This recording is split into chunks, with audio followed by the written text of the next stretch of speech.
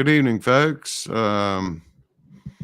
Father Chuck here with Stump in the Earth, and of course, Gangster the Ghost Man. Tonight we have something a little different. We're having a double header. Leading off that double header would be, I call him the Stumper. He'll be leading us in a Bible study. Yep. And after that, we're going to do one of them question things again on my show, which is called I'm going to dive into biblical authority. In other words, do we need to have authority in the Christian church? So it's all yours, Stumper. Good topic. A very good topic. It should be very interesting. Hope we'll get more people in to respond to that one. It's a good one. We're on our basic Bible study 101. We're on Genesis chapter 4 is where we left off. We're trying to pick up more, at least do one a week. We were doing it for a while and we got away from it. So we'll go into today. You want to start reading the first maybe 5 verses, Chuck? 5, sure. Yep. And Adam knew Eve, his wife, and she conceived and bare Cain, and said, I have gotten a man from the Lord. And she again bare his brother Abel, and Abel was a keeper of sheep, but Cain was a tiller of the ground. And in process of time it came to pass that Cain brought of the fruit of the ground an offering unto the Lord. And Abel, he also brought of the firstlings of his flock and of the fat thereof. And the Lord had respect unto Abel and to his offering. But unto Cain and to his offering he had no respect. And Cain was very wroth, and his countenance fell. All right. So the traditional Christian understanding, which we're trying to stick to, and not going to our own opinions, is that Cain was born first, and I believe most people think that Cain and Abel were twins. What do you think, Chuck? I think so. Yeah, I've always thought that. Yeah. Mm-hmm.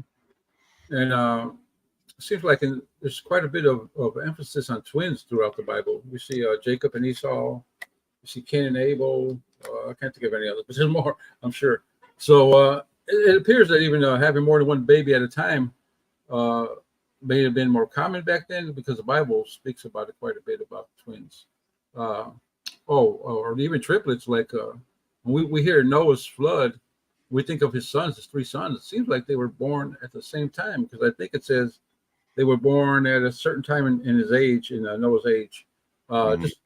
Just offhand, I don't remember it. It's not really important, but it seems like it was more prevalent back then to have more than one child, because the question comes up, well, how did 2 people populate the whole, So that would be one way they could, if they had more children at the same time, like twins or triplets, I would say, or if the period of the pregnancy was shorter. Then we don't know that, but that's something that could help with that. Right. And then Cain brought the fruit of the ground offering unto the Lord, which would mean he was like a gardener type thing. That it appears, right, that he bring the fruit that grew from the ground. That's how I take it. Anybody a different way? Ghost? Anybody else? No, everything you covered there, Stumper, I'd have to agree with you. I'm with you all the way on it. All right. And then Abel, he brought the the firstling of the flock, the fat thereof. That's verse 4. And the Lord had respect unto Abel and his offering, but he had not respect unto Cain. So what do you think that the firstling it would be like? It appears to me like Abel is playing the part here in this story. He's like a shepherd, right? Like you could kind of equate him with Jesus Christ, a shepherd, because there's the firstling of the flock, like a sheep or something. He's bringing as a sacrifice. Yeah, we know it's animal because it's fat. Yeah, there's fat there, right? Yeah. Mm-hmm. Yeah, what were you gonna say? I'm sorry, I cut you off. No, I was just going to say, it's a good correlation, mentioning the fact he was a shepherd. Jesus shepherds the flock. Yeah. Mm-hmm. Yeah, this is the respect the Lord had unto it. And like I said, we know it was probably a sheep of something of that type, because it says fat thereof. And I don't think we need to go any deeper into that. This is basic. Okay, so but unto Cain and to his offering he had not respect. So the fruit of the ground, God didn't like, but the shepherd with the sheep type thing, the Lord had respect on that. All right, and Ghost, do you want to read or? I don't think Ghost. Do you want to read? You don't have to if you don't want to. I just just give everybody opportunity. Mm-hmm. Ryan, you want to take the next one? Great. I think we're on 6, but Stump will tell you how far he wants you to go. We'll go from 6 till let's see. Let's go 6 to 9. Okay. Verse 6, and the Lord said unto Cain, why art thou wroth, and why is thy countenance fallen? If thou doest well, shalt thou not be accepted? And if thou doest not well, sin lieth at the door, and unto thee shall be his desire, and thou shalt rule over him. And Cain talked with Abel his brother, and it came to pass, when they were in the field, that Cain rose up against Abel his brother, and slew him. And the Lord said unto Cain, where is Abel thy brother? And he said, I know not. Am I my brother's keeper? Very good. So just to go over a little review, the Lord said unto Cain, why art thou wroth? Why is thy countenance fallen? And that's verse 6. And then he says, if you do well, you will be accepted. That's verse 7. But if you do not well, right? He says that sin lies at the door. Like sin's there waiting, right? It's like once you open that door for sin, its desires onto you. Mm-hmm. But we see the end there. It says, "Thou shalt rule over him." So I mean, we've had this debate lately, which is pretty interesting to me about should you go on and live in sin while you call yourself a Christian? Right. And I think right there says, "Thou shalt rule over him," and who was him? Desire, sin, right? Mm-hmm. The desire is from sin, and unto thee shall be his desire. And speaking about sin, sin lies at the door. And unto thee shall be his desire, thou shalt rule over him. So I think that goes for all of us, that we should be trying to rule over that sin nature we have. I know we're born into sin nature. I understand that we're carnal people, but God says thou shalt rule over him. So it gives us it's actually a commandment, I'd say. What do you guys think? Mm-hmm. Oh yeah, definitely. So you have to try to rule over sin. Yeah. Right. Okay, then we read about Cain talked with his brother, and it came to pass that we were in the field, verse 8, and Cain rose up against his brother and slew him. Doesn't say how he slew him, but he slew him nonetheless. Like I said, this reminds me of the story of I think he bludgeoned him with a rock. I'm not trying to throw comedy in. I'm serious. I think he probably snuck up on him with a rock and hit him in the back of the head. Now, you might think this is strange, guys, but I have always thought this for as long as I was taught this story. I've always had a picture of him sneaking up on his brother with a rock and just bashing him in the back of the head and killing him. Yeah. That's I think I had that picture too. I think, I missed that. I'm sorry, Brian. I missed that. I was talking. What'd you say? I'm sorry. That's the way it's always been depicted, like in that movie, The Bible. I think it depicted it. That comedy? Wasn't that the comedy one? Well, no, the movie The Bible that came out. Okay. I remember there was a comedy one too where they depicted him. They were making fun of the Bible. It wasn't a comedy though. Okay, all right. Yeah. But I think it's been depicted that way, in film. Forever. Yeah. Mm-hmm. Yeah, I think I have the same image. How's that movie, Ryan? Do you know roughly what decade it was made in? The only reason I asked, now I'm wondering if I thought that up myself or if the movie influenced me. I would say it was like maybe as far back as the 60s. Well, maybe I would have been a young lad in the early 60s. And let's see. I was born, I don't mind telling everyone that knows how old I am. I was born in 1959, so. Yeah, 1966. Okay. So you'd have been like 7 years old. Yeah, it could have influenced me. Yeah, I'm sure I've seen the movie because I remember the Bible. Yeah. Yeah, the Bible in the beginning, 1966. That would explain why like I was telling, well, I guess you were here too, Ryan. I've always had that depiction in my mind that's how he Yeah, killed I him. have too. So, yeah. Yeah, me too. And I think I've been influenced by that somewhere on TV or something. You probably play some older movies on TV too. I'm sure that I saw as a kid. Yeah, I get that same picture of him hitting him with a stone. The only thing I say that goes against that is he was talking to his brother, you know. So, but that's the image, the exact image I get is him lifting up a big stone and coming down on his head with it. Okay. I mean, we probably had the exact same image, and Right. they both had like shaggy hair.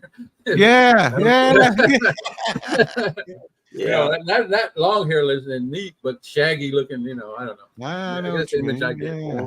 get. I think we got all the same picture in our head. So it's interesting how media can influence us, whether it's true or not. You know. Yeah. Okay. Let's see where we're at here. And he slew his brother, and then we went to. Did we go all the way to 10? Right? No, we went to 9. I think. 9. And the Lord said unto Cain, "Where is Abel thy brother?" And he said, "I know not. Am I my brother's keeper?" That was kind of harsh to reply. I mean, you know, against God, you're replying saying, you know, basically like, "Why are you telling me I'm not his keeper?" That's pretty snotty, if you ask me. I don't know how you guys feel about that, but he was pretty bold to respond to God like that. I think so. Yeah. And also in this sentence, if I could bring up the fact that we always speak about God has foreknowledge, right? But here, there's another instance, I didn't think about it before, where he looks like he doesn't have foreknowledge, or he's pretending that, you know, I mean, she's just asking a question. He already knows, but he wants to see. I guess that would lean towards that, if Abel's going to answer and admit to what he did. Yeah, wait a minute, because the next verse, here, I'll read the next verses. I'll read 10 through 14, maybe. Yeah, I'll read 10 through 14. Because it answers just what I said here. 10, and he said, "What hast thou done? The voice of thy brother blood crieth unto me from the ground. And now art thou cursed from the earth, which has opened her mouth to receive thy brother's blood from thy hand. When thou tillest the ground, it shall not henceforth yield unto thee her strength. A fugitive and vagabond shalt thou be in the earth." And then 13, and Cain said unto the Lord, "My punishment is greater than I can bear."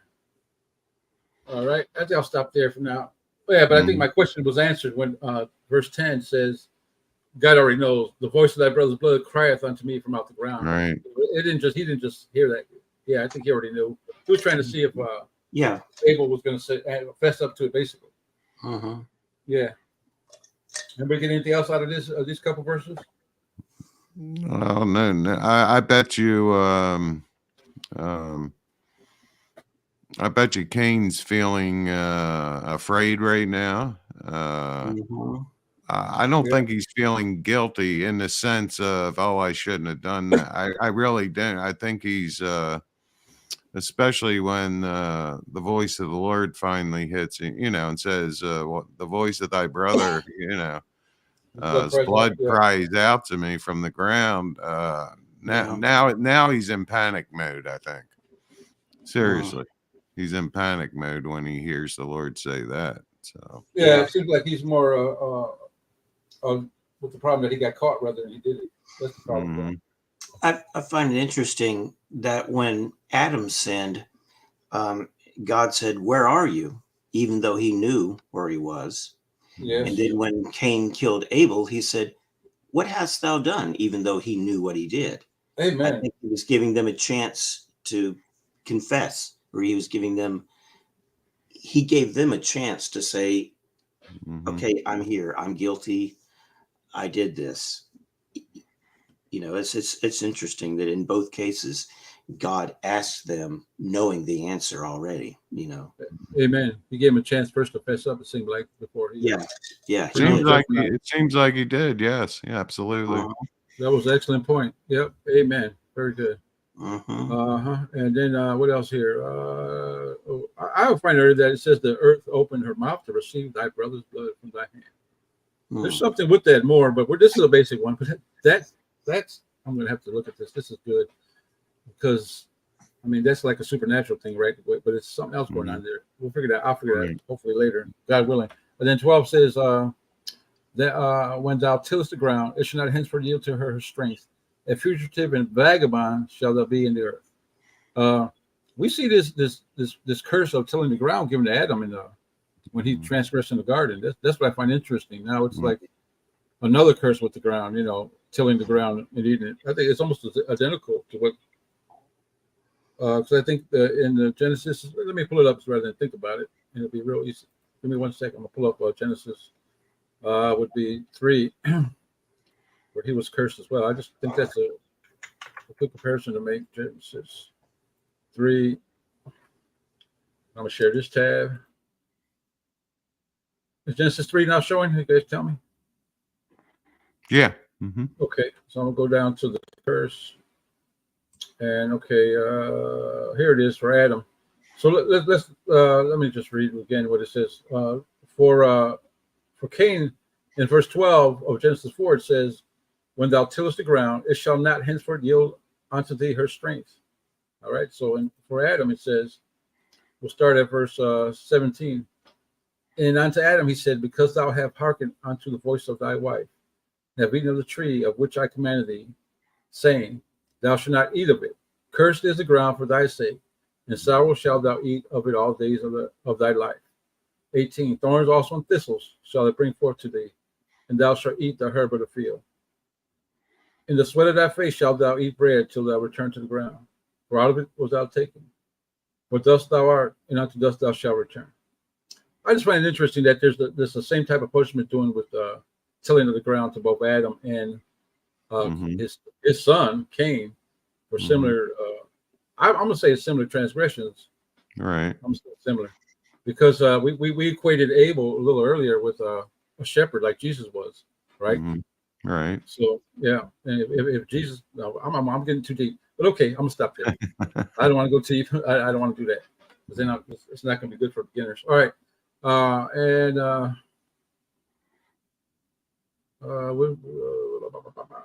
Okay, a fugitive and a vagabond, verse 12, shall there be in the earth. All right, so he's going to be a fugitive and a vagabond in the earth. Now, I've always been confused by that as a newer reader to the Bible. It says in the earth. I've always said that when it said in the earth, like the inner earth, he's going to be like inner earth, Right. But I think it just means like it could either mean in or on the earth, I believe. Yeah, on the earth. Yeah. Yeah, a vagabond. It's the way they translated it. It's on the earth. Yeah. All right, Chuck, you want to read 13 through 15? Yeah. 13 through 15. Okay. No, how about 16? Because then we'll take them. Okay, go ahead. Okay, 16. Okay. "And Cain said unto the Lord, My punishment is greater than I can bear. Behold, thou hast driven me out this day from the face of the earth, and from thy face shall I be hid.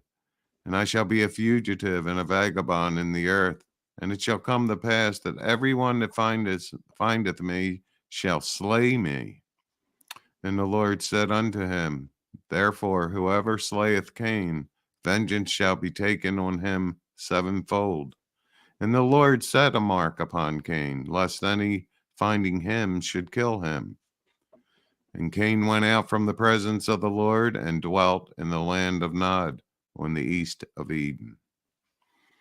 That land of Nod always brought me back to Three Stooges short, because I think they used the land of Nod, and that's just totally confused me as a new believer. What is this land of Nod? It sounds like a Three Stooges movie. Anybody take anything from what we just read? They want to bring out that? Well, you got, excuse me.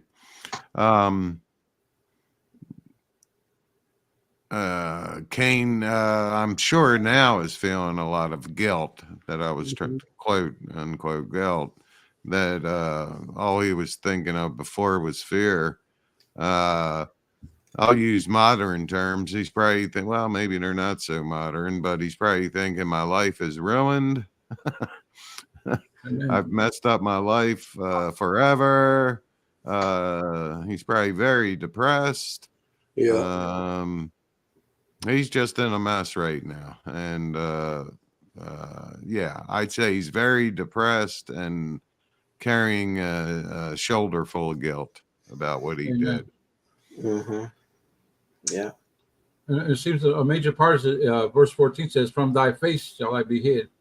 So, because we know later on He's not like going to be alone out there on the earth. Right. But from God's face, like, so he's hidden from God. And we see, I've always equated that with like what we consider hell, like in the hell, lake of fire, being Right. away from God. I think this kind of ties it in for me. Like, that's really like, because verse 13 says, my punishment is greater than I can bear. So this is a really, really burdensome punishment he has, is to be away from God. Like, God's not in your life. So it kind of ties it to, the simple way together for me. It says he's going to be a fugitive and a vagabond under earth. Now this is all, I don't know everybody else, but this is always confusing. Still to this day, I don't know what it means exactly, as far as I can tell. Verse 14 says at the end, and it shall come to pass that everyone that findeth me shall slay me. What? Why? Why everyone that finds him should slay him? Greek and Latin's my thing. I'm going to take a shot at what the Hebrew might be trying to say. Maybe you can look at Strong's. Yeah, I will. This is just a shot in the dark. I'm not saying it's accurate at all, but I think what he's doing, he's afraid of running into people that they will slay him. Okay, the act he's fearing people slaying him. So I got a feeling it's going to be one of those Hebrew words that can mean 7 different things depending on the context. Yeah, that could be a problem sometimes trying to understand things. Right, let me look it up in Strong's. That was verse 12? 14. 14. Okay, I'm gonna share that tab. Hopefully it shares. Yeah, it did. Wait a minute. How do I get over there? Okay. 4:14 says, let's see, tools. And we're looking at the word driven me out from thy face, earth, vagabond earth, shall come to pass. Everyone that finds me, maybe I should look that one first. Finds me. Look what that means. Finds. Strong's definition: a primary root, properly to come forth, appear, exist, to attain, find, or acquire. Okay. To be able to befall, being catch, certainly come, like you said, a bunch of ways to translate. Yeah, notice here after or acquire, figuratively to occur. Look at figuratively, Stumper. Figuratively, comma, to occur, meet or be present. But figuratively is the key word there. So he is fearing things that aren't there yet, but could be, in my opinion, from this translation there. Amen. Let me go back and look at the other word, slay. So shall slay me. And that word is whatever. I'm not going to try to pronounce it. And I do like to hear the pronunciation later. Maybe I'll do it later. Strong definition: a primary root, to smite with deadly intent. Okay. Kill, murder, put to death. So it is. I got slay. I don't see the problem with that translation. No.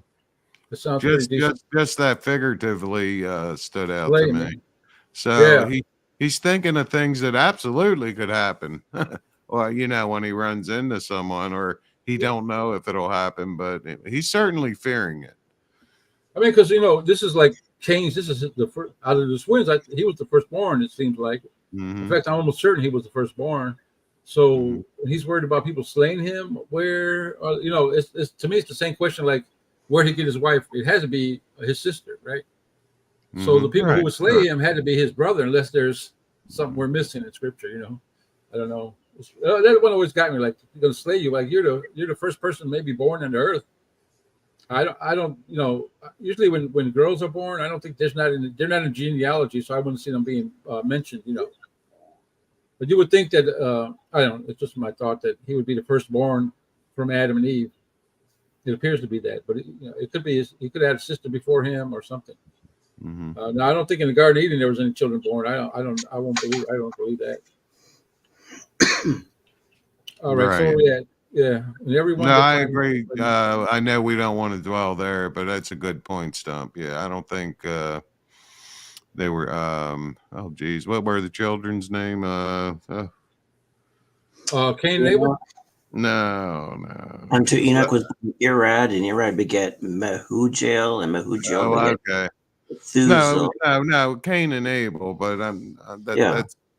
I was thinking, I was going down looking for other names through the genealogy. Anyway, my point, I'm with Stump on that. I don't think they were born in paradise. No. I mean, because when we look at when they're kicked out of the garden, right? It says the man and the woman were driven out of the garden. There's no mention of a child and their children. You know, it should have said and their children. So I think we agree with that. And then verse 16. No, where we at?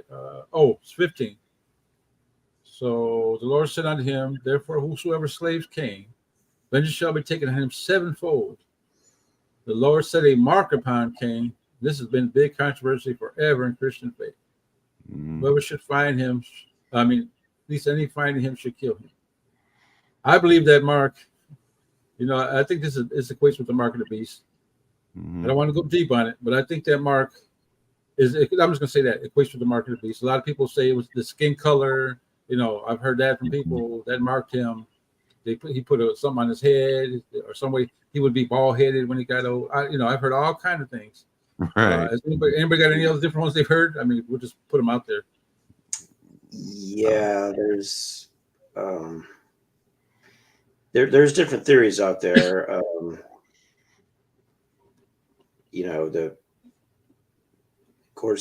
There's some people that think that he was the father of the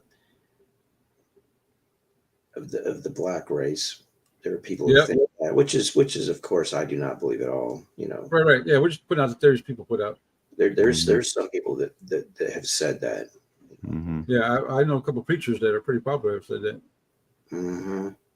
So yeah. That Cain was a person of color. Right. That was what person. God. I don't have to be politically correct here, do I, guys? No. Okay. Like God made his skin black. That would be the mark he put on him. But I've heard also the people say on the other side say he made his skin white. Right. So, I've heard that too. I mean, he could have just as well done that. Yeah. So because okay, I will leave it there because I don't want to go deeper. I don't want to get let's just say we don't know what the mark was he put on him. So we'll say that. Yeah, we'll just put out the little theories people have, and I'll put out my theory that it has to do with the mark of the beast, which I say is sin. Oh no, that's a good thought. All right, go on. Okay, and because obviously the sin was murdering his brother. Right. Okay, that's why he was marked. And then when putting together with Job, when I sin, he says, "Thou markest me." I put them together. But not to get deeper, just not for that. And 16, did we read that? Oh yeah. And Cain went out of the presence of the Lord. Okay, out of his presence again. There we go. He's from his. This was giving him despair. He's away from God. He's totally away from God. Just like we think they say the blackness and darkness will be if you don't end up with God and having to end up on the other side. So that's why I lend to more like that than to burning in hell and paying forever. But that's another topic. And dwelt in the land of Nod. I looked up Nod. Nod don't mean anything. Let me look it up again. That's 16. I'm right here with it. So I'll share that tab again. I don't know if I shared it. Okay, it shared that time for sure. And we're at 16. I'll look up what Nod means in Hebrew. If I remember correctly, it didn't help me when I was looking at it before. And it says here, wandering. Okay, the land. I guess it's the land of Nod. Wandering. It says it's what Nod equates to. The same as this number and its vagrancy. Yeah, just like I said, a vagabond would be on the earth, right? So I don't think that's actually a land. I wouldn't say that's a land like like a country or something. I think that's more like the idea that you're going to be a vagabond on earth and not be settled. Anybody else think that means or have another concept what that might mean? Nod, the land of Nod. Yeah, I don't know. Well, what's even more interesting to me is the next after it says. Let me read 16 again. And then Cain went out from the presence of the Lord and dwelt in the land of Nod. Look what it says, on the east of Eden. Okay. Well, we know it's east of it. Yeah, but isn't that where Adam and Eve got kicked out? East of Eden? I believe so. Yeah. Yeah. Yeah. I'm just interesting that now it's either like he's getting kicked out further east, further from God. That was You know what I'm just saying? my thought I had. Further Yeah. east. Mhm. Yeah, like so further from God, right? Like Adam and Eve got kicked out from God's presence. Now he's even further from God's presence. That's what it seems to be, just for an idea. Like I said, I haven't given a complete study on that, so but it's interesting. Whose turn is it to read? Is it Ryan? Ryan's. Yeah. How about 17, Ryan, through I give Is you all the Ghost hard. read? Huh? Did Ghost read? I don't think he wanted to read. He's not going to. Okay. How about 17 through 20? I'll give you all the hard word names. 22. Okay. Right now, all I see is He's saying the wait a minute. translation. I'm sorry. Yeah, I changed it. I'm sorry. okay, 17 through 22. Yeah. And Cain knew his wife, and she conceived and bare Enoch. And he builded a city, and called the name of the city after the name of his son Enoch. And unto Enoch was born Irad, and Irad begat Mahujael, and Mahujael begat Methusael, and Methusael begat Lamech. And Lamech took unto him 2 wives. The name of the one was Adah, and the name of the other Zillah. And Adah bare Jabal. He was the father of such as dwell in tents, and of such as have cattle. And his brother's name was Jubal. He was the father of all such as handle the harp and organ. And Zillah, she also bare Tubal-Cain, an instructor of every artificer in brass and iron. And the sister of Tubal-Cain was Naamah. If I got all those right. All right. So I think you did a good job. Yeah. All right. So what's this stands out to me is that Enoch, he bare Enoch, and he built the city and called the city after the name of his son Enoch. Right. Now, this is not obviously the Enoch that was translated. Wasn't Enoch translated? I think he was. Enoch, the one that pleased God, because this is a line of kings, so this is a different Enoch, which always made me think like that book Enoch. If someone named Enoch really wrote it, which one was it? There's 2 Enochs at least in the Bible. But that's the only thing that stands is a city was built there. Otherwise, it just goes into the verbs, and they probably mean something if you study them deeper. You know, so like the ones that stand out to me is verse 21. His brother's name was Jubal. Was the father of such things that handled the harp and organ, like musical instruments. Why is he the father of such? I mean, that's something that would make me think, you know, what's going on here. And to tell you the truth, I don't even have a guess at this time. And then the other one that stands out to me is, of course, verse 22. Zillah, she also bare Tubal-Cain, an instructor of every artificer in brass and iron. And then it even mentioned the sisters. Here we're getting the woman's side of the female side of the family, right? The sister. Right. Yeah. Yet we're saying that Cain had probably married his sister, but she's not mentioned. This is really interesting. There's a reason for all this, and I don't know what it is. That's what stands out to me. What else? What else did we read? That's it. We stop there, right? Yeah. All right. So I guess it'll be my turn. I'll read. I hope there's no more hard names. 23 through the end. I'll read to 26. And Lamech said unto his wives, Adah and Zillah, hear my voice, ye wives of Lamech. Hearken unto me. Hearken unto my speech. For I have slain a man to my wounding, and a young man to my hurt. If Cain shall be avenged sevenfold, truly Lamech 70 and sevenfold. And Adam knew his wife again, and she bare a son, and called his name Seth. But God, she said, have appointed me another seed instead of Abel, who Cain had slew. And to Seth, to him also there was born a son, and he called his name Enoch. And began to be called. Then began men to call upon the name of the Lord. Anybody take anything out of this? This 4 chapters is. I mean, I could be here for years studying it. But go ahead. Ever get anything out of it? I think, well, to me anyway, there at this point, they're just giving a history of the genealogy in the very beginning here. Of course, a couple references you looked into are interesting, Stumper, earlier. For instance, I'm still going back to he was a herder, of sheep, whatever. Yeah. He was he was a shepherd is the main point, and but I'm just seeing here just a early history of genealogy. Does anybody If wonder you- why? if you- Oh, sorry, go ahead. No, I Uh, was going to ask you how you see deeper than most. Go ahead. For me, why does Lamech think he should be avenged seven times? I mean, 70 and sevenfold. Whereas that's always stuck out to me. Like, why? I don't understand this to this day. Why he says that? Why does he say that? He's hurt somebody as well. Let's see. Verse 23 says, "And Lamech said unto his wives, Adah and Zillah, hear my voice, ye wives of Lamech. Hearken unto my speech, for I have slain a man to my." So he's killed somebody as well. My wounding to his wounding, and a young man to my hurt to his hurt. If Cain shall be avenged 70-fold, truly Lamech 70 and sevenfold. I wonder if he killed Cain. Could that be trying to tell us that? Would we see Cain after this? Yeah, I don't know. Because he says it's to his hurt, right?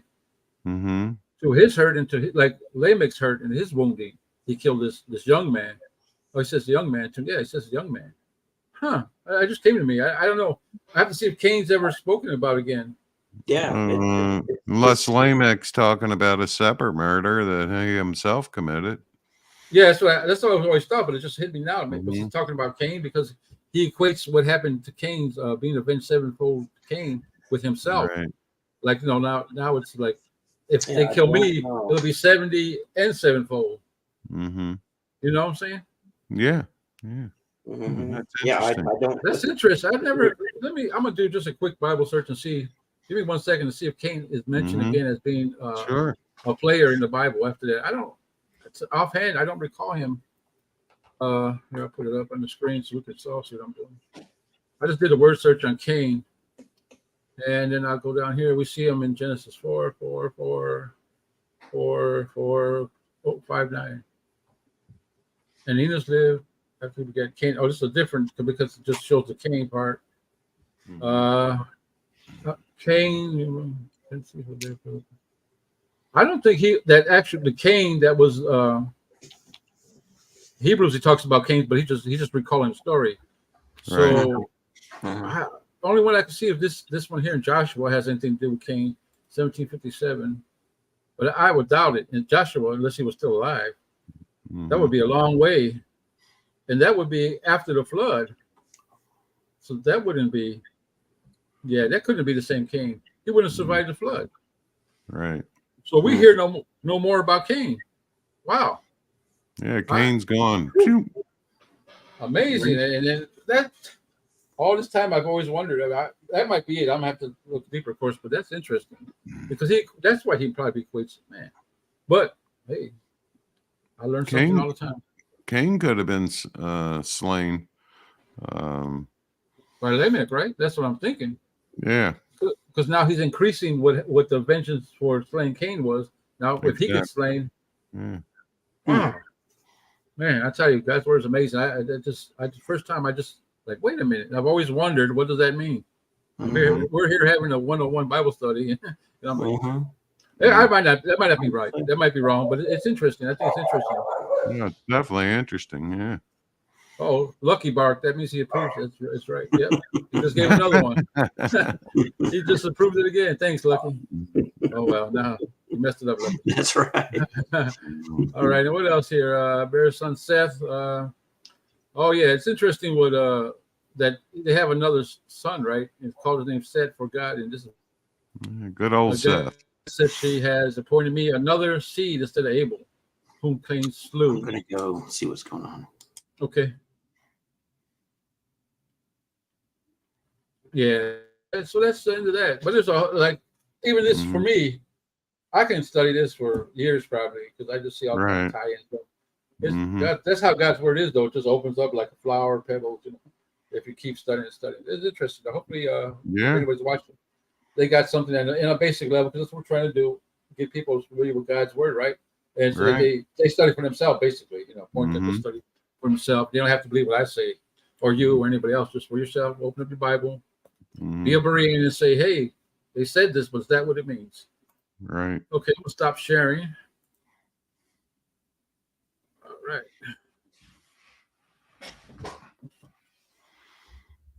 Somebody else come in? No. Yeah. Yeah. Faithful, huh? Oh, Is that faithful? yeah. I missed some of these icons and then No, I'm this thing. sorry. Yeah, Faithful said she's just going to leave it playing. They're working around the house doing something, but Oh, she'll okay, be, yeah. listening.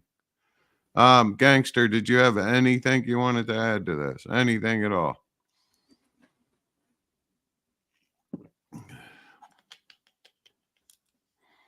Okay. Gangster, are you there? You don't have to comment, but I'm just wondering if you're there, brother. He might have went off to the little boy's room or something. Yeah, he might have wanted to get a drink or something. Which I probably have to do before we yeah, I need a drink in the bathroom in a minute. So before we start Mhm. getting into the question of don't tell me. The question was I don't know. What Well, was it? I forgot. you know what? I had to shorten it, and it was actually Steven shortened it for me, because he set up uh, let's see, what did the exact is should Christianity have authority figures, or should we hand the Bible over to new Christians and say, figure it all out for yourselves? Oh, I was thinking that's a different in a different way, as if the people of the church should have somebody over them to authority over, like say us. If we were in a Mhm. congregation, do we need someone who has the final say? But you're saying should new people have guidance? I guess is that what you're trying to say? Yeah, I mean, should we? I'll read it one more time. No, Stump, I don't think you're thick. I'm just, I may not have written it as clear as it appears to me. Should Sure. Christianity have authority figures, or should we hand the Bible over to new Christians and say, "Hey, figure it out all by yourself"? Okay. Yeah. So What I would like? get, that could spread to, people in church authority and different denominational authorities, someone that's been in Christianity a while. In other words, should we basically what it says? Uh, Look, I don't want to have an influence on you at all. Here's the Bible. Maybe explain at least, the books of the Bible. As far the prophetic books, Genesis, the Gospels, and then just say, here, go ahead and read and see what you get from this. Okay. I have an answer, but I'm going to take a break because I need to use the bathroom and get something to drink. Okay, so we're Uh, gonna segue now. So yeah, I think we're done with the. Unless somebody else has something to say about the basic Bible okay, study. Was there any worried comments about about it? one more time here. Ghost, are you with us? Oh well, I'm sure he'll return. His picture's up there. Did you put the link in the comments in case someone wants to join? I Oh don't see yeah, I'm it. gonna do that now. Okay, I'll be right back. I'm gonna take a break All and get right, man. a drink.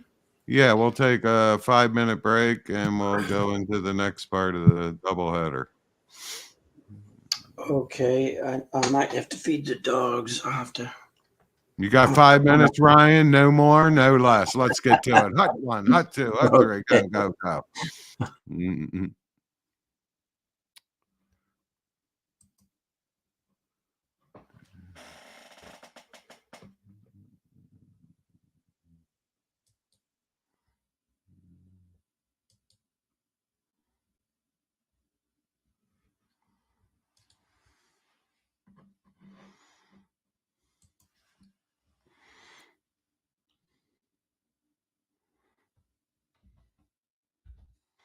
All right. At this point, folks, we're doing the second part of the doubleheader. The link is pinned at the top of the chat.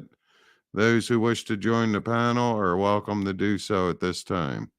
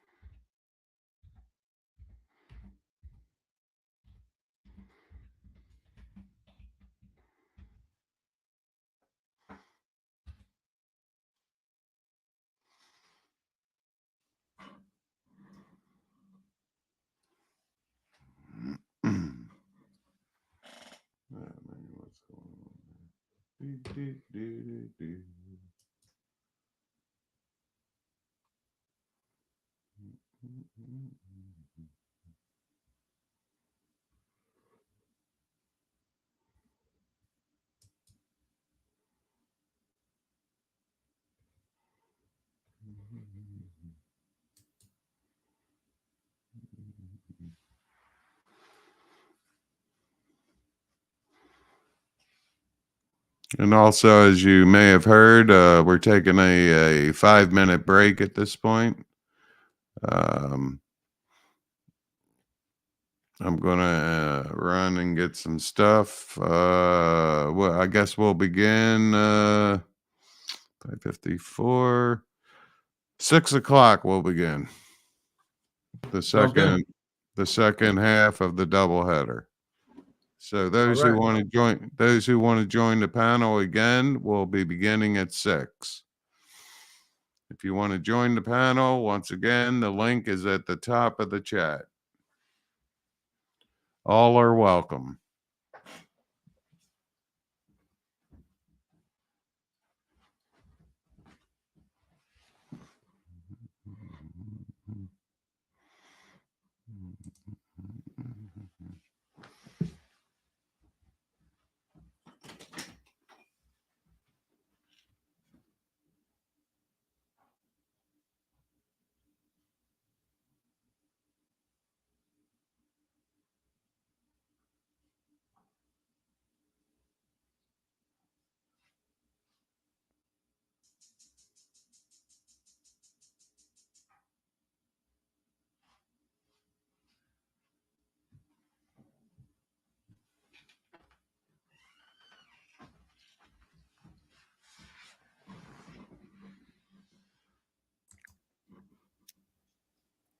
Hello, hello. I know everybody. Hello. A lot of people are off doing stuff till 6. I know. Okay. I know.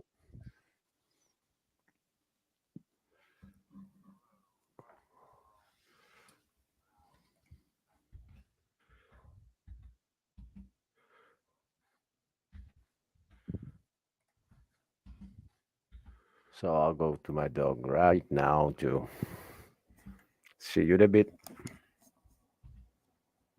Okay.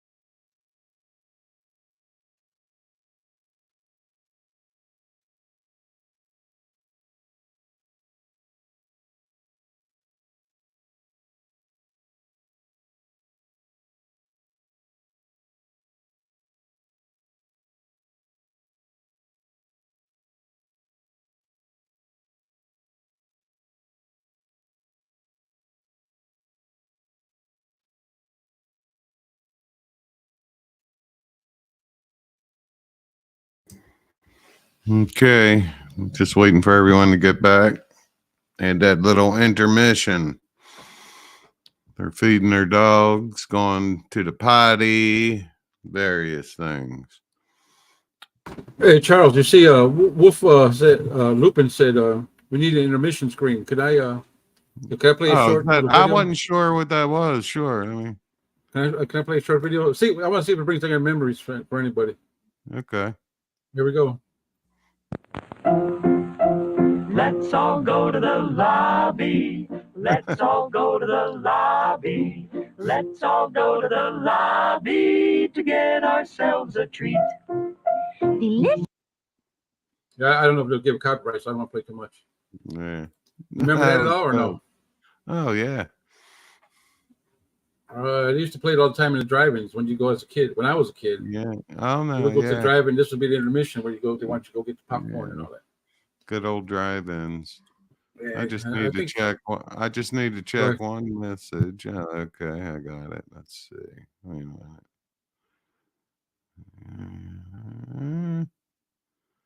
minute. Okay. I think that's all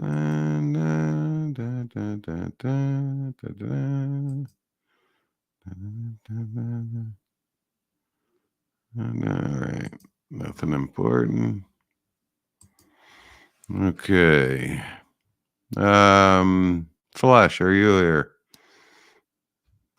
Okay, he's not back yet. Ryan, are you here? Okay, they're still feeding dogs. Sky, are you here? Yeah, I'm here. Okay, I'm just taking a roll call, man. You're in the army now, man. Gangster, are you here? Ghost, are you here? Huh. Wonder if Ghost fell asleep on us. I don't know. I'm gonna look at Robert's channel, see if he's over there making comments maybe on that channel or something. Or did he show up here? I went over, but why don't you go over to Proverbs channel and see if there's what's going on if you want to. Yeah, I will. Claude said there's 2 separate chat streams going on, so okay. I don't know.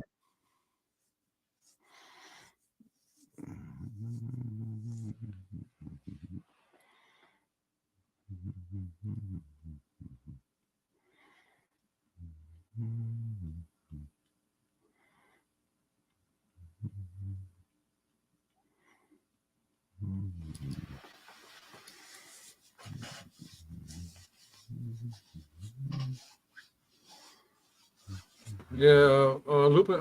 I'm sorry, Gangster's not over there making any comments, so maybe he went away somewhere. Okay, well, I'm sure he'll be back. Just waiting on Flash. Ryan, faithful. She's doing things, but listening. We don't know where Gangster is, and Skylar's here, so that's okay. Everyone's always late. I'm late. I'm person is late. Amen.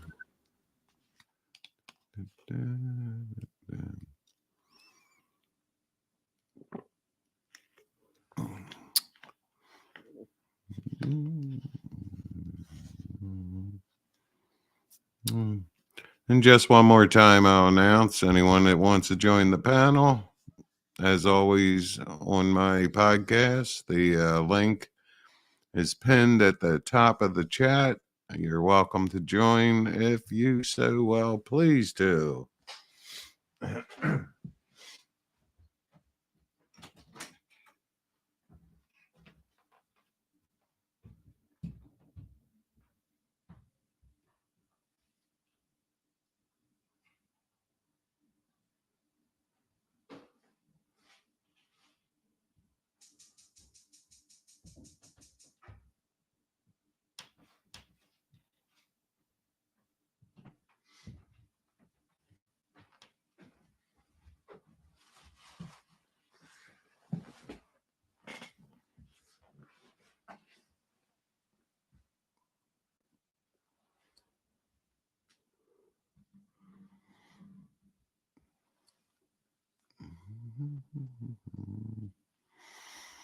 Calling gangster ghost. Calling gangster ghost.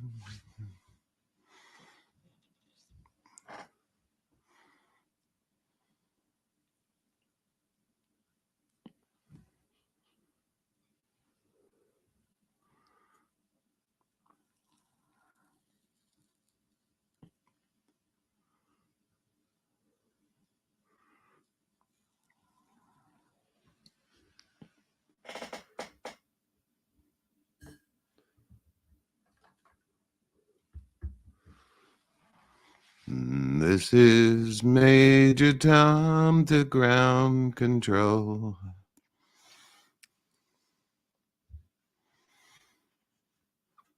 And I join you, but I don't know. I don't know the lyrics.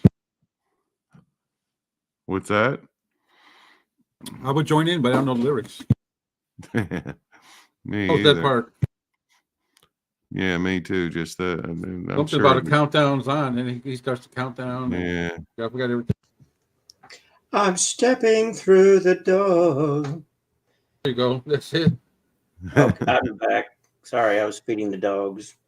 Your wife says she loves you so. I know. Tell my wife I love her very much. She knows. Yeah. How about in the year 2525, if man is still alive, if woman can survive. Okay, well, that's a good one. Dun. Oh man, that's an old one. That might be prophetic. We're coming up on 25. Oh. 2025. Oh, he said 25, 25? 25, 25. Oh, never mind. I thought it said 2025. Okay. I think the last verse is in the year 6510. I'm kind of wondering if man is going to make it by then. He's taken everything. I see. I can't remember the lyrics. He's taken out everything he possibly can and ain't put back nothing. Whoa. I think he gave us too much credit. I don't think we're going to go even close to that long. All right, let me do another. Flesh was feeding his dogs. Are you back, Flesh? I just fed my dogs too. I'm going fishing. I hope I catch a pike. Ha! I caught a pike. Hey, there's a pike. It's a trophy too. Yeah. Yeah. Someone said it's a big mouth bass, but I won't say that. Oh, what? Who said that? What the heck? Well, you click on the draw.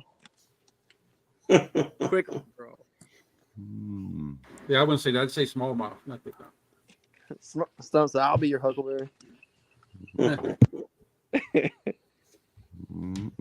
I'm supposed to be having a debate tonight.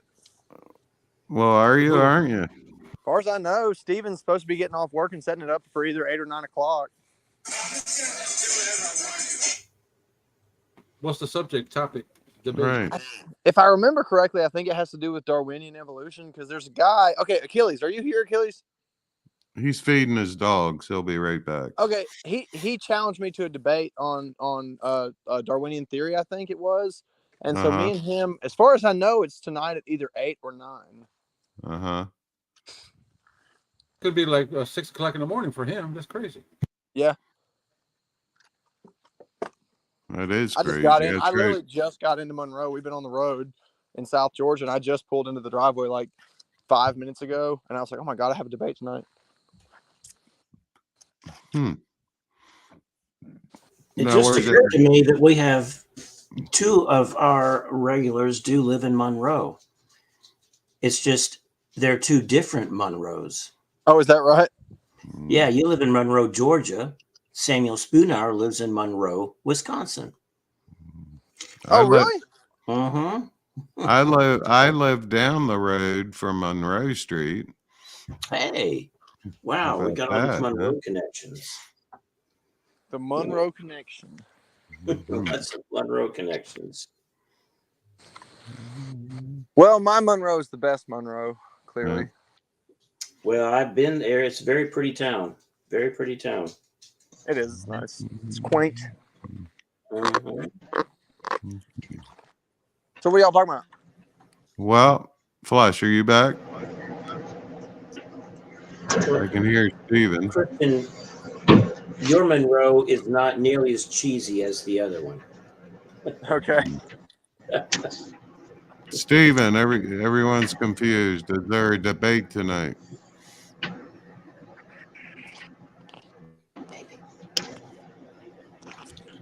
Hey Boy, guys. hi. Everyone is a little bit confused. Is there a debate tonight? Following this, I guess, or whatever.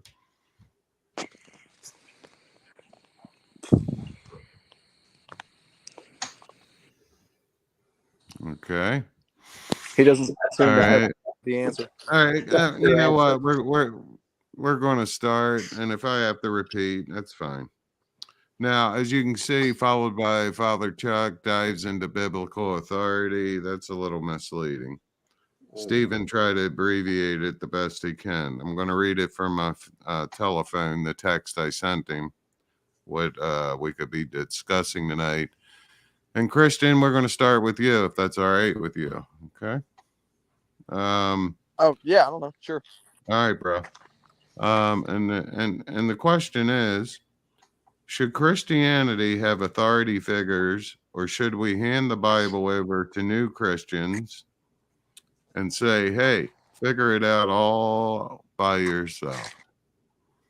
Well, I definitely don't recommend that second part, but the first part. I don't either, but it's a stepping off point here, bro.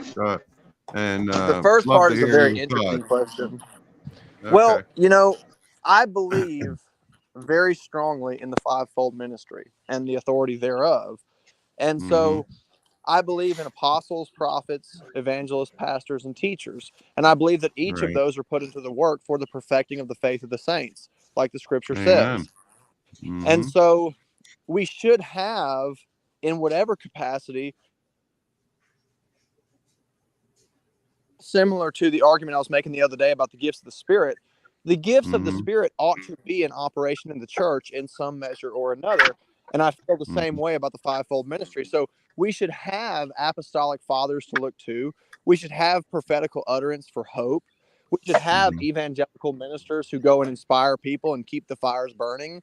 We should have pastors that oversee flocks. We should have teachers that elaborate on the word of God. You know, we should have authoritarian figures to the degree that they're serving in their calling. Now, the issue I have with what when some people say the word authority, what they're speaking of is the papacy. And the reason that I take issue with that way of thinking is because Christian, even though I wrote the question, I'm sorry to interrupt, but I wanted to make this clear from the beginning, because I thought some people, I am totally neutral with this question. Okay. Well, of course, you know, I don't believe in the papacy anyway. So this wasn't to enhance me as an authoritative figure. The question is as honest as it can be, and I'm totally neutral. No, I believe that. I didn't think that at all. Okay. No, Well, I didn't think you did. It was just a good time to bring that up. That's all. Go ahead. Sure. No, all I was going to say is Jesus left 12 apostles. I mean, I guess if you take away Judas and add Matthias, you could argue 11. Some people look at Paul as the replacement. Some people look at Matthias as the replacement. That's a different subject altogether. But the point is, he left a plurality of leadership. And I believe that those men kept one another in check. And I believe that the scriptures give us examples of that very thing happening. So I'm sure that because we're human beings, there were some of them that naturally rose to the top of the influence, as is natural. But if you look at the situation with Peter and Paul, I think it gives us a lot of insight, because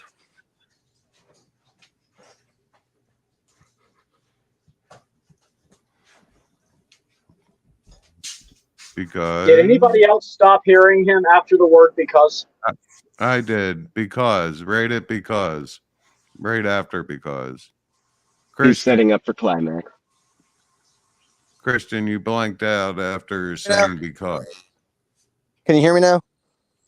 Yeah, now we can. Okay, I'm You sorry. said I keep having that's okay. calls come I in. just want to let you know where you left off. You said Okay. because, and then you fade. Boom, you were going. Okay, so I do want to make one point before I relinquish the mic because I think it gives us some insight here. I'm of the opinion that true authority comes from consistent interpretation of the scriptures. And so when we look at the instance, Peter very obviously was a highly influential person in Jerusalem during the time of the book of Acts and the recording of the early church. Some people would argue that he was the headship of the church. I've heard some people say that James was, but it's obvious one way or another that Peter was very, very high up in influence and possibly at the top of influence. And then when you look at Paul, who was a younger man and a less experienced man, and someone who had to earn the trust of the people because of his previous experience, Paul corrected Peter, and not only did the people respect it, Peter respected it himself. And so we see that even though Peter was at the top of influence, he still esteemed what was true above his own authority. So I think that true authority comes from the truth and the consistent interpretation of the scriptures. And I think that that example shows us that even the person at the top of the church would submit themselves to what was true according to the word of God. Okay. Well said. Well said. Hello, Fletcher. everybody. Hey, Aiden, how you doing tonight? Well, I'm all right, thanks. How's everyone else doing? Hey, Aiden, sorry I missed your call. I was answering a question. No, I didn't even realize that you were on. I noticed that Logan sent me a link, so I just figured I'd check in, and lo and behold, here you are. So good to see everybody. You too. Where was it? Flash, are you with us yet? Heart of flesh. Okay. Stump. He's preparing for the debate tonight. That's what we were asking about. Hang on. What? Go ahead. When is this debate? Everyone's confused. Go ahead. The debate is tonight at 9 p.m. and it is on Darwinian evolution versus 6-day creationism. Okay. Sweet. That's quite a debate. And I'm guessing that's on your channel, right? Okay. Yes. And in case now, you guys wondering, I am woefully underprepared. Well, you're not the only one because I didn't even set up the stream yet, Christian. I completely baffled it. And I'm not sure what time I'm getting off. So I have Ryan as a stand-in back-in host just in case I'm not off by 9. Okay, will Ryan be partial towards me, please? Well, it depends on how much you tip him. Well, I can tip. I mean, I know how to give a tip. Well, Christian, let me just add this. It's a good thing I'm not hosting it. So anyway, Ryan is a 6-day 6,000-year creationist. So this Benjamin Franklin says otherwise. Ooh, snap. If enough Benjamin Franklins might convince me to change my mind, possibly. Well, if you're selling indulgences, I'm buying them. That's all I'm saying. Okay. You know what? It's been over 300 years, and them founding fathers still have a heck of an influence on us, don't they, fellas? They do. They do. Okay, Stump, I'm going to hit you with the original question, not the one that's at the top of the screen there. Okay. Should Christianity have authority figures, or should we hand the Bible over to new Christians and say, hey, figure it out all by yourself? What are your thoughts on that, Stumper? Hey, man, number one, I believe that the head is, of course, is Jesus Christ, and everything a church does should be filtered through the Word of God. I don't believe in a church as probably was laid out by Christian. I don't believe in that type of church. Never have. I believe more of like a home church. What I think we have here online, the similar thing where the brotherhood decides as a consensus of what's best for the home church. I would call this like a home church when we're online studying and worshiping together. And as far as newcomers come, I think we should give them guidelines, but not hard lines. and more or less encourage them to be Bereans, to study the scripture for themselves. And if we do give them something, the way we say things should be interpreted, I'd want them to filter that through the Bible and understand it for themselves. So I don't believe in formal churches with all these formal titles. I believe in a brotherhood and home studies. That's my answer. Good answer. Flash, are you back yet? I think the dogs ate him. Aiden, you want to take a crack at this, bro? Sure. Can you re-ask it? Believe me, I do it for everyone every time. Okay, here it is. Golly, Aiden remembers something. Should Christianity have authority figures, or should we hand the Bible over to new Christians and say, figure it out all by yourself? Well, I mean, I think considering the fact that Christ is portrayed in the Bible had the first ever ministry of the new covenant, I think it should be pretty apparent to anybody, whether you think there should be human authority figures or not, that Christ is the head of that church in that instance. But I think that the history of the church has borne out that there have always been authority figures. Now, have those authority figures always been perfect in their representation of Christ-like attitudes? No, absolutely not. But I think that is just as much a reflection of humanity's universally sinful nature than it is in any other institution that we have at our disposal. So as far as that's concerned, I think that spiritual authority figures are best, from my understanding of church history,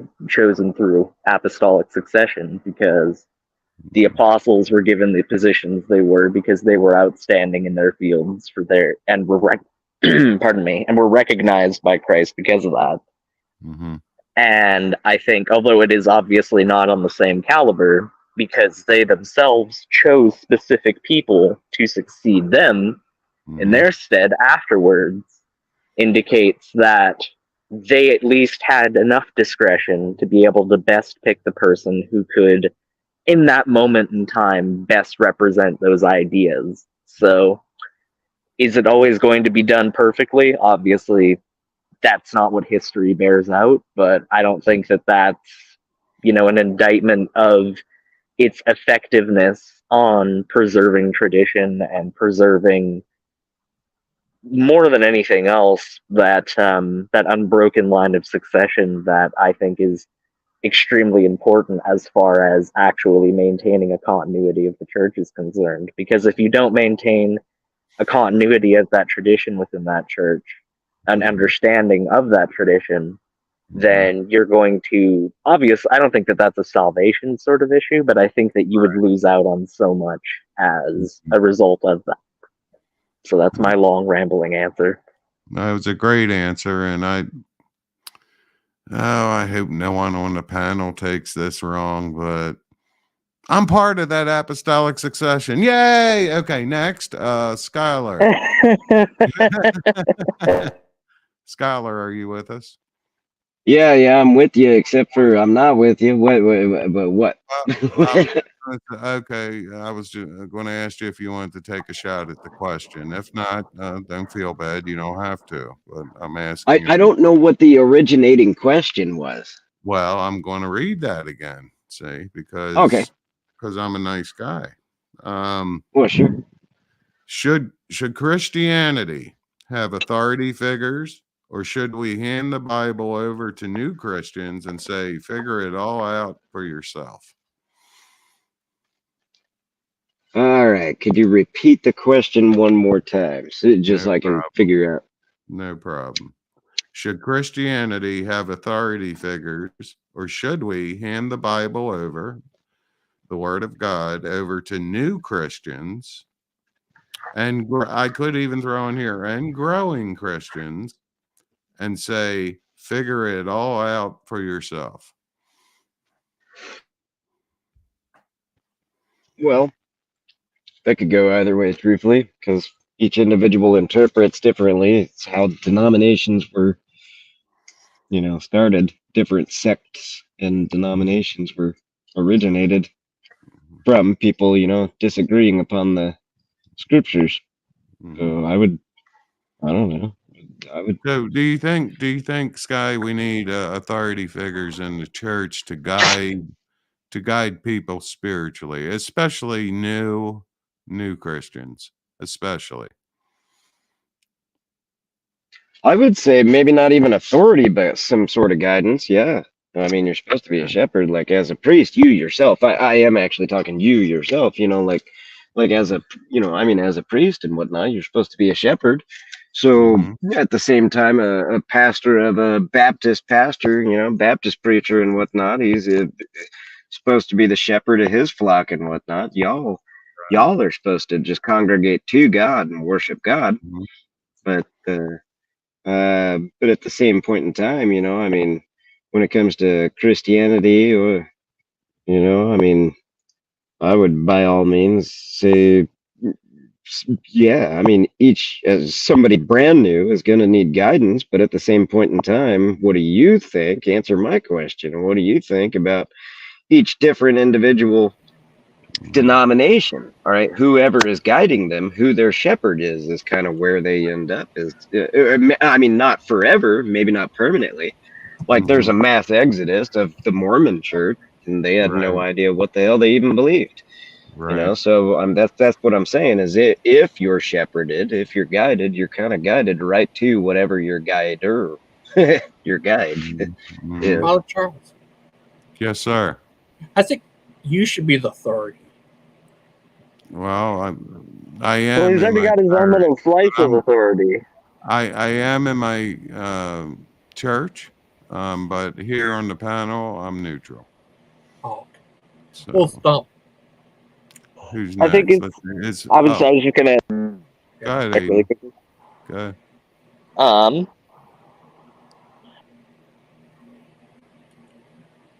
Where'd he go? We lost him. Oh, sorry. He'll come back. Aiden, you were kind of breaking up right before, just so you know. I don't know if you need to adjust anything. I don't know if you can hear me right now, but you are sort of sounding like you were from Mars there right before we broke off connection. Hart, are you back yet? I think Hart fell asleep over his cereal bowl. No, okay, I'm here. Steven. Yeah, Hart is here. Hart, you're here. Okay, I'm going to read the question for you, brother, okay? All right. You okay? You do sound like you just woke up. Are you okay? No, I'm taking a better position. There you go. Okay. It's funny how we can hear troubles in someone's voice. Anyway. Yes, true. Yeah. All right. The question was, should Christianity have authority figures, or should we hand the Bible over to new Christians, or I should add, or Christians that are on their journey, or just say, here's the Bible. It's all up to you to figure out. I think even the Bible is not instructing us to do that. And it is very hard to understand the core concept of the gospel, which is from beginning to end of the New Testament, how it's not works any longer that are going to open the road. But there's a lot of things to be examined on for the time that were works. The New Covenant, the Old Covenant, nobody can do this on their own. But I think there should be more than one pastor, because one pastor could be wrong, and things should be verified. And this power of the shepherd should not be exploited. Oh, so, absolutely not. Yeah, go ahead. Nobody can figure out how it all connects. I speak as a newborn, and in order to get there, there have been a lot of pastors involved, and many that were not involved meaning they didn't care to teach me about the Bible. Mm-hmm. They said, you need a shepherd, and the shepherd is not telling you to read. So that's not a shepherd. That's the opposite. Mm-hmm. So there were a I lot think of there's those. a. Yeah.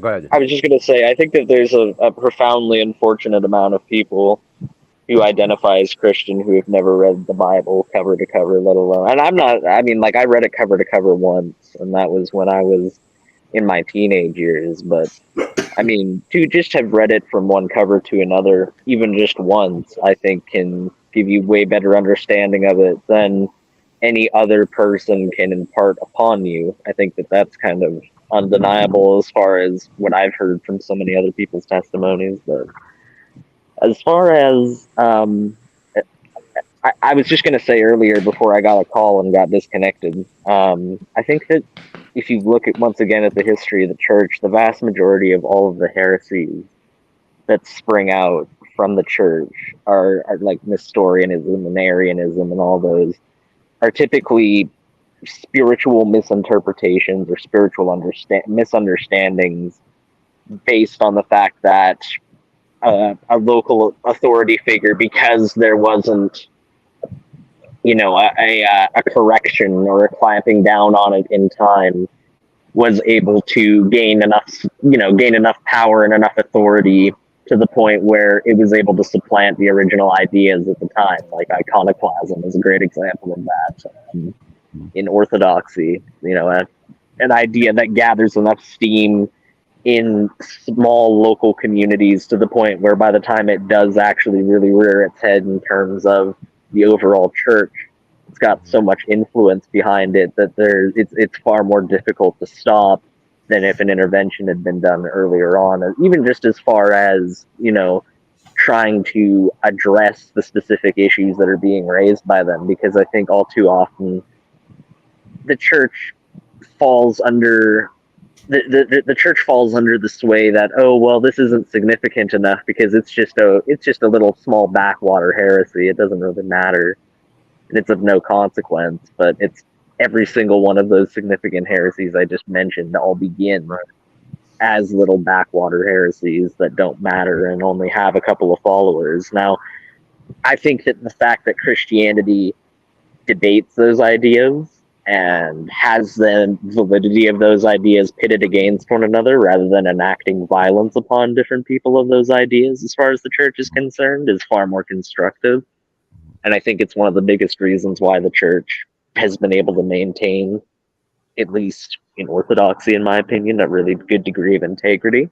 Mm-hmm. But I think that to sum all of that up, I think that it's really important to have those authority figures so that if one of those smaller authority figures inevitably arises, which always will happen, there's somebody there to address those sorts of strayings away and somebody to hopefully prevent a bunch of people from going down paths that could be very destructive, either spiritually from a Christian perspective or certainly materially in terms of the conflicts that come from them. Mm-hmm. Aiden, I agree with that. Amen. Well said. Well said, Aiden. Yeah. Ryan, you want me Is to it read my it for turn? you? It's your turn, brother. Yeah, And well, I know it's such a. I'm going to read it again, whether you like it or not. Okay. No, it's just because it is sort of a long question. Should Christianity have authority figures? Or should we hand the Bible over to new and young Christians just starting their journey and say, hey, figure it out all on your own? Well, my response is, what does the Bible say? I think we should, if we should obey the Bible. Titus 1, verse 6, starting in verse 5. Okay, for this cause left I thee in Crete, that thou shouldest set in order the things that are wanting, and obtain elders in every city, as I had appointed thee. If any be blameless, the husband of one wife, having faithful children, not accused of riot, or unruly, for a bishop must be blameless as the steward of God, not self-willed, not soon angry, not given to wine, no striker, not given to filthy lucre, but a lover of hospitality, a lover of good men, sober, just, holy, temperate, holding fast the faithful word as he has been taught, that he may be able by sound doctrine both to exhort and to convince the gainsayers. And I guess I could continue reading, but yes, we definitely, there definitely need to be pastors and teachers of the word. We definitely do need that. Mm-hmm. Well said. Did you have something you wanted to add, Faithful? I'm getting into this very late and I cannot stay long except to listen. Your question provoked my interest, and I wondered if anyone had brought up, let me pull it up, Ephesians 4:11 yet. If it's already been discussed, it's not necessary for me to add it. No, it hasn't. All right. According to Scripture, based on your question, I've heard it twice just recent. It says Ephesians 4:11, and I'm not sure which version this is being read from. It says God gave to be. Wait a minute, I want to make sure it's KJV. He gave some apostles and some prophets and some evangelists and some pastors and teachers for the perfecting of the saints, for the work of the ministry, for the edifying of the body of Christ. Thank you. That's what the men are for. Give you a hand. Thank you. The perfecting of the saints, the body of Christ was given a fivefold ministry, and each one has a different function. The apostle is able to function as an apostle, a prophet, a pastor, a teacher, and an evangelist. A teacher, a prophet, usually only functions in a few of the aspects. It doesn't mean they can't. So if you look at it as a thumb, you start off with the thumb being the apostle and work your way across. The thumb can with apostle, prophet, pastor, teachers, and evangelists. And the thumb can each hit each one of those, but the middle finger and so forth can only touch it once. That is kind of, and it's not set in stone, it's kind of indicative of how those particular individuals that are called function normally. Doesn't mean they can't function outside of that.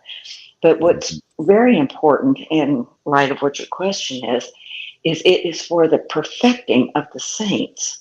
And what that is for the teaching, guiding, and maturing of the saints, especially the new ones, and for the perfection and guiding of the elders within the church, those that are appointed. I've mentioned before, I have someone that I've asked, please jerk my chain if you see me out of line. And on occasion, I have gone and said, if there's something wrong with me, tell me.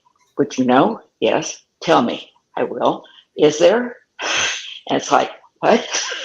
Like nobody has ever gone to him and asked him. And he's been in ministry probably a little bit longer than I've known Jesus. And he went into ministry in the late 60s. So he is well seasoned, as are you. So that would be my contribution on it. Yes, it is necessary. Yes, it is biblical. However, I have seen, as we discussed the other night, I have seen men that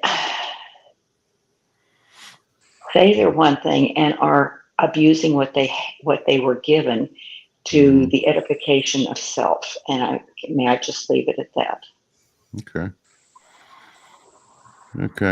And folks, and I'm going to ask anyone that wants to comment on what I'm about to say. The reason I thought long and hard what question I was going to ask. I could ask a couple others, but I thought this was very pertinent, especially in the day and age we live in. I must say right off the bat, I'm fortunate to be, well, actually, as you all most know, semi-retired, so I'm basically an assistant pastor now, but I was a pastor for a long time. And why I bring all this up is I was very fortunate. Of course, we have a laid out doctrines, a catechism, so to speak. And there were times that people, you always have them in a crowd. They're going to question, well, what, by what authority do you speak? And it's kind of ridiculous in a church, I think.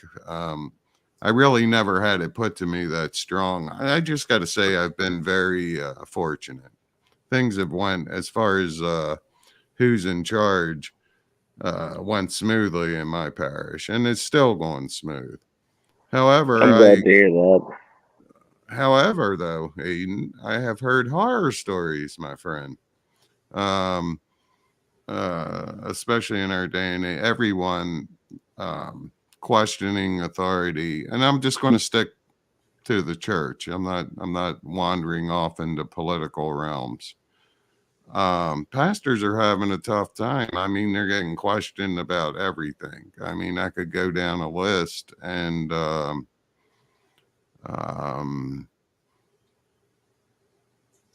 they're not even, they're not following the biblical format. Forget about apostolic succession and all of that stuff for the Roman Catholics and Orthodox. But I guess, well, I guess I'm going to ask y'all that attend church your life experiences. And Christian, I'm going to start with you again. Have you seen a deterioration of parishioners questioning the authority of their pastors? What's been your experience, brother? Yeah, I mean, it's a bit of a big question. I'll tell you this.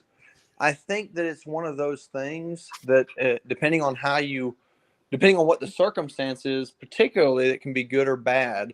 If we look at the situation, for instance, where Martin Luther questioned the people who were in charge in Rome, that was a good thing because he was trying to pull them back to the line of their own doctrines. The same way that Jesus dealt with the Pharisees. He said, "Is it not written in your law?" And he says this over and over again. Now, I'll tell you this. It is for certain that the people have completely and utterly lost respect and confidence in the ministry by comparison to what there used to be. And I'll tell you, I blame the ministry for that.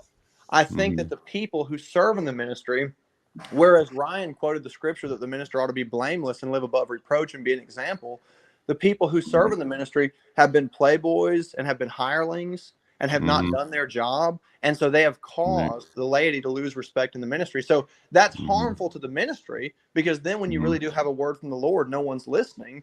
And it's harmful to the laity because they don't get to hear the word from God because they're too busy questioning the ministry in their minds. Amen. So it's sort of a twofold thing. People should have confidence in the ministry, but the ministry should live it in such a way that they earn the people's confidence. Yeah. Ryan, I'm going to hop over to you, bro. Have you seen this taking place? You say you've been trying out a couple different churches, whatever. I guess, brother, I'm just asking you, have you experienced what the question I asked, what Christian has brought to light? And yeah, how about you and your personal? What taking place? Do you see a breakdown in parishioners adhering? I mean, there's no other way to put it. I'm not going to play politically correct Father Chuck because I'm not politically correct. Have you seen this deterioration of parishioners looking to their pastors as authoritative figures?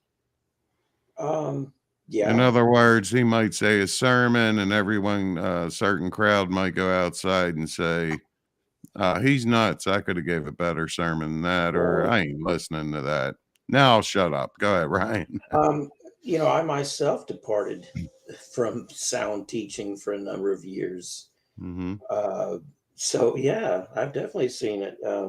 people depart from the faith and depart from a sound biblical doctrine. Like I said, I myself departed from it. So yeah, it definitely it definitely happens quite a bit. Yeah, absolutely. Do you think it's happening more in I don't know, let's say the last I think 5 years than it ever has? You're old enough. probably, I think the Okay. Bible talks about there'll be a falling away in the Mm. in the last days. Yeah. Sorry, guys, I got to go help out with dinner, but you guys have a good rest of your evening. Okay. Christian, All real right. quick, actually, before I go, Christian, when is this discussion? When is this discussion? It's 9 9 Eastern. 9 Eastern, so that's I okay. believe So it's that's over on 7 Steve's o'clock. channel.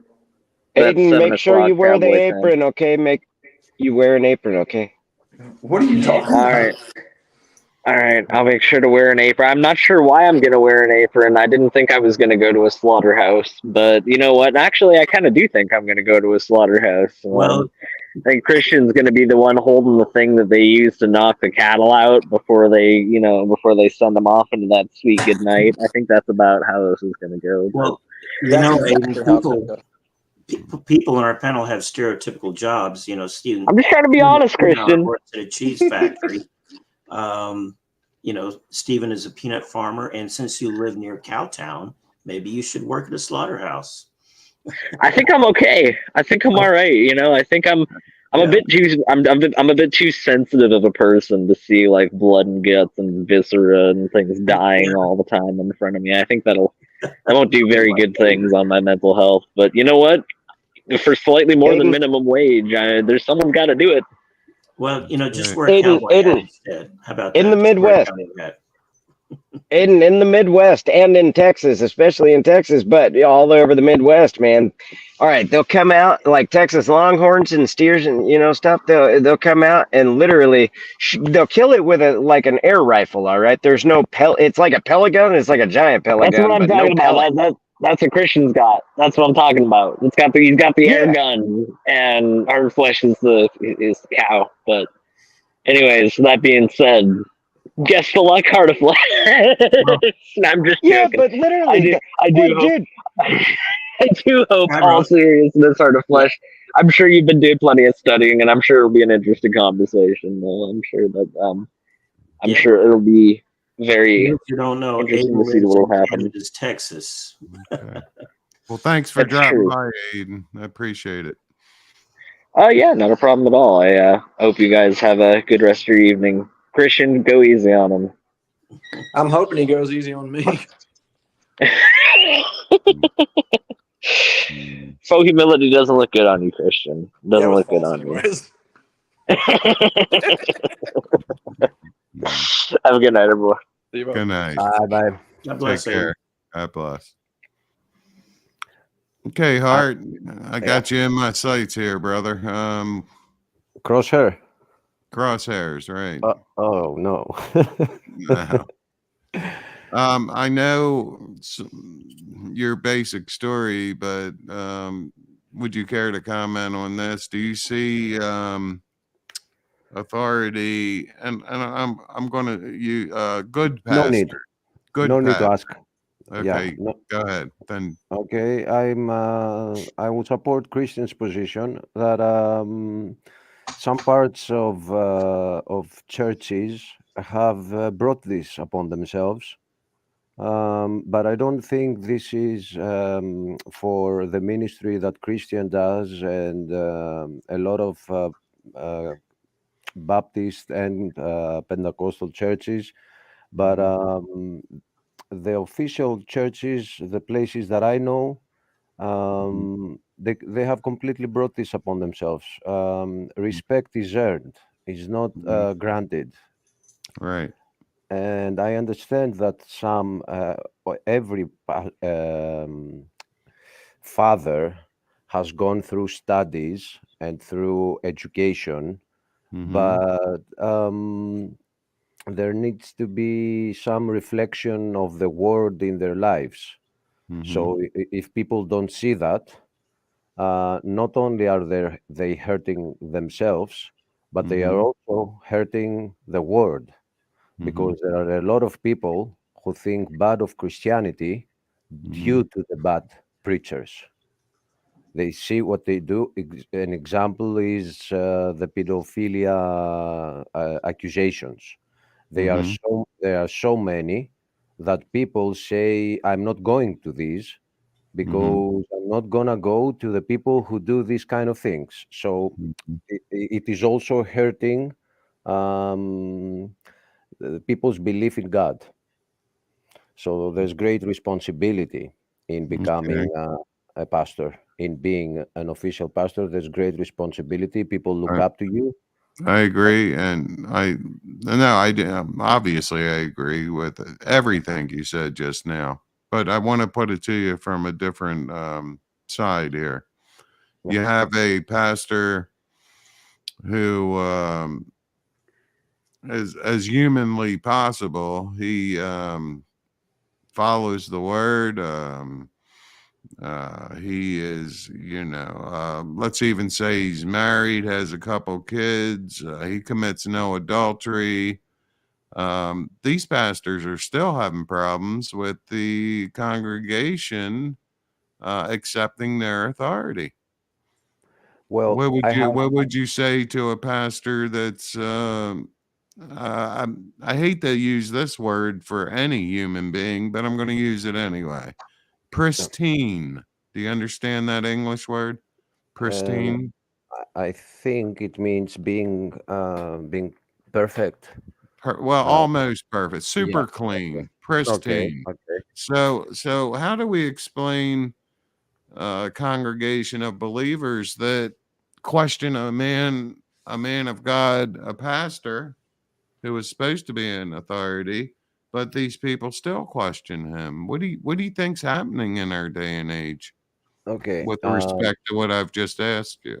Go ahead. It's a great question, and I think the best answer relates to where in the timeline of the end of days we are, because there are things that are being enforced, and it is very important for the church to be up to date with what they are going to minister about the things that are happening.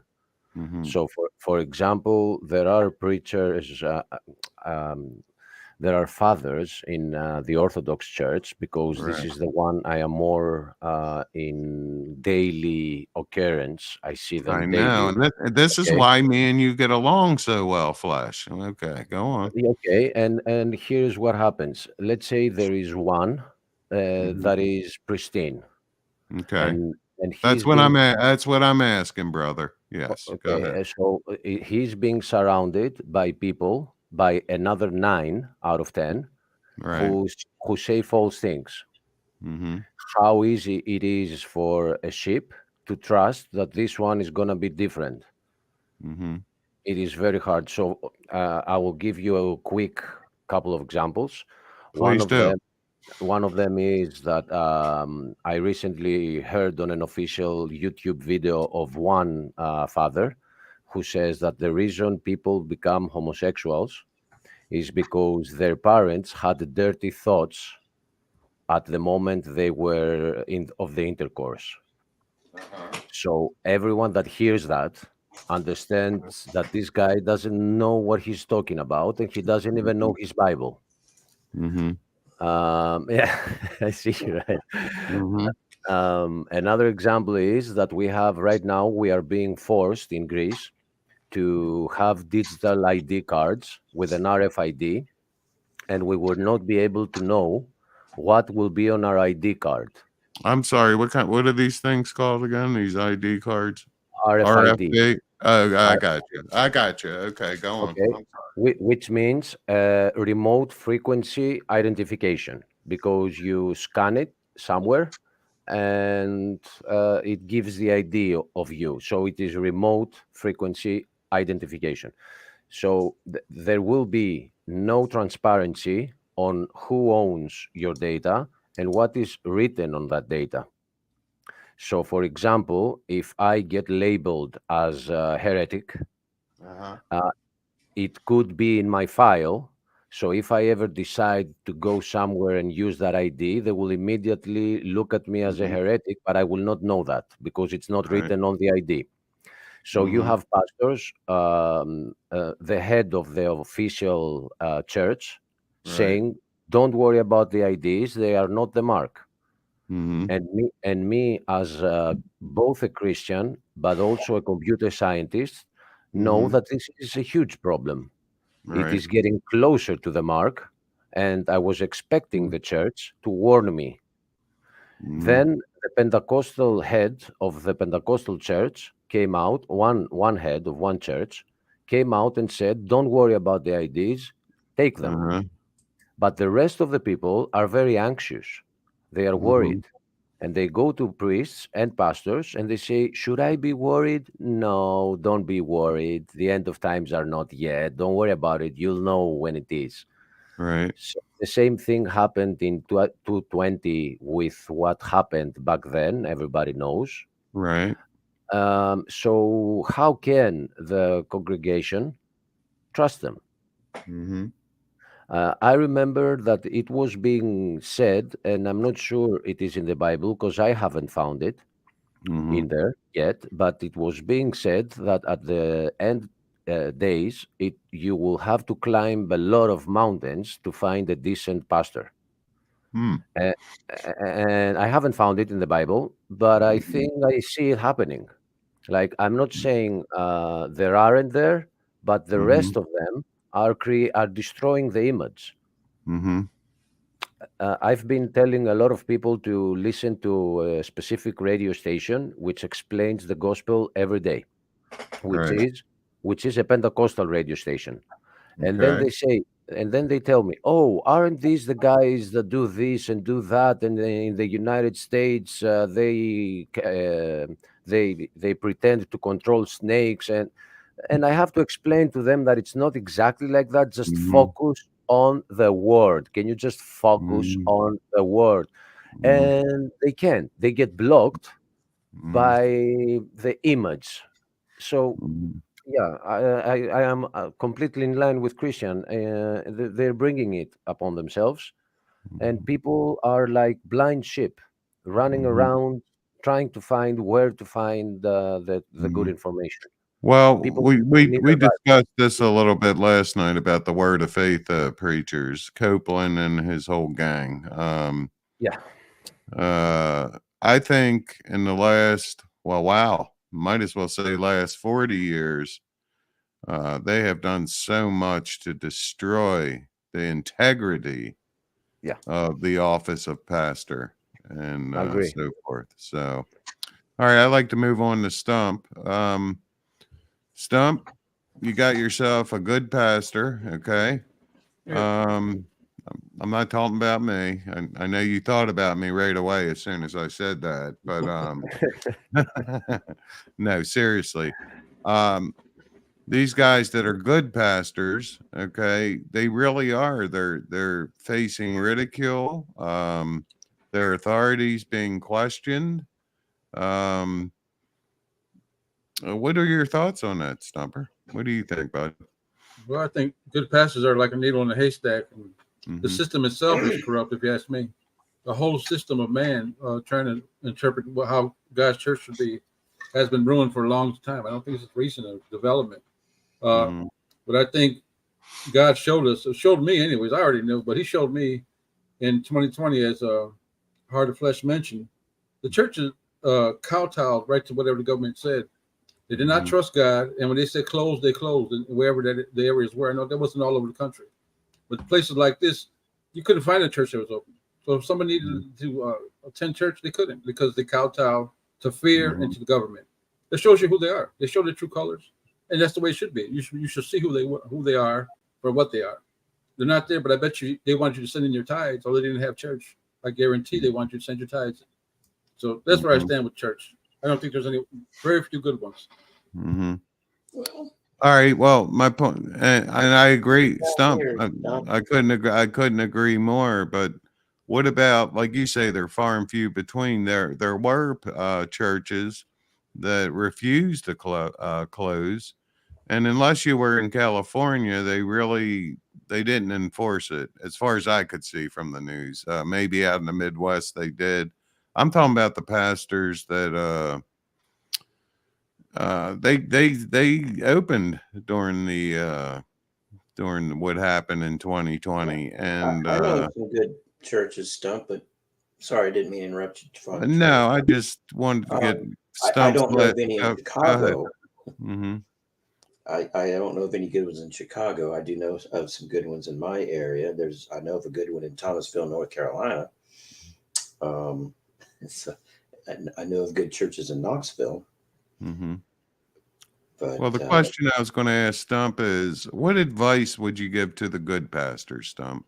The ones that did stay open during 2020, the ones that they seek the Lord every day. They're always in the Word, and they have to face the backlash because of other pastors. What advice would you give them, if you have any? Same advice give everybody: get out of that church system and start your own thing or something. Get out of that church system. It's corrupt. There's no doubt it's corrupt. All these mainline churches are corrupted by money, mostly by money, and then the celebrity goes to their head. I mean, it's a thing of man, right? That's what man does. They mess things up. We know this. We know about the Garden of Eden story. Yeah, man messes up God's religion, and he takes it and he makes it this way and that way, and you got to put rules in and make sure you pay your tithes. So I'm very negative about church organized. So I'm probably not the best guy to ask, but that's what I think. No, that was a good answer. I didn't mean to cut in on you, Ryan. I just wanted Stump to finish his thoughts. Do you have thoughts you want to finish, brother? Yeah, no, that's fine. That's fine. Yeah, I'm done. Okay. There are good churches. I was just saying there are some good churches out there. Yeah. Skylar, you have anything you'd like to add? Not really, actually. Okay. Did you have a lot of churches? Were you in Washington when the plague hit us? No, I was in Alabama. Oh, okay. Okay. Well, I knew that story. Okay. The reason I asked you that, just so I don't leave you out there hanging, I was just curious to see if there were any percentage of churches that in Washington that stayed open. That's all. I don't know any churches in Washington. Alabama. I was in Alabama and Florida during the plague. In total, Alabama, Florida, and San Diego. Just San Diego, California. California, everything was shut down. I'm talking like they didn't allow people to use public restrooms and friggin' Walmart and stuff even, and Walmart was like counted how many. California was really hardcore. Alabama wasn't really too bad, rural areas, and then like Atlanta, Georgia was a cluster. It was bad. Atlanta, Georgia, I guess was bad. Florida was like back and forth because politics. They're Republican, and at the same time as Florida's really Republican, there's a whole lot of like Democrat politics that reside in Florida and stuff. So have pull, Right. Yeah. All right. Yeah. All right. Back to you, Christian. This is going to sound repetitive, but it's not if you really examine the question I'm about to ask. How do we fix this disparity? How do we I guess how do we make church like it was 40 years ago? The congregation looked up to their pastors. They went to them for counseling. They absolutely trusted them. How do we get that back? How do we do that, Christian? Do you have any thoughts on that?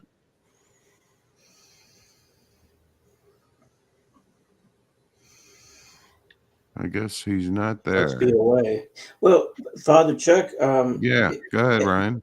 It hasn't completely left. I mean, I can think of churches where people still look up to their pastor and they still trust him and go to him for counsel. Faith Community Chapel, the Heath's Church, Pastor Jonathan Heath is very well respected. People at my church, Livingstone, my pastor, Grant Cole is very respected. Good. I'm glad to hear this. Mm-hmm. Yeah. So there's, it just depends on where you are, I guess. Mm-hmm. I'm fortunate to live in the Bible Belt, as they call it. Right. And so there are a lot of good churches in the area. Mm-hmm.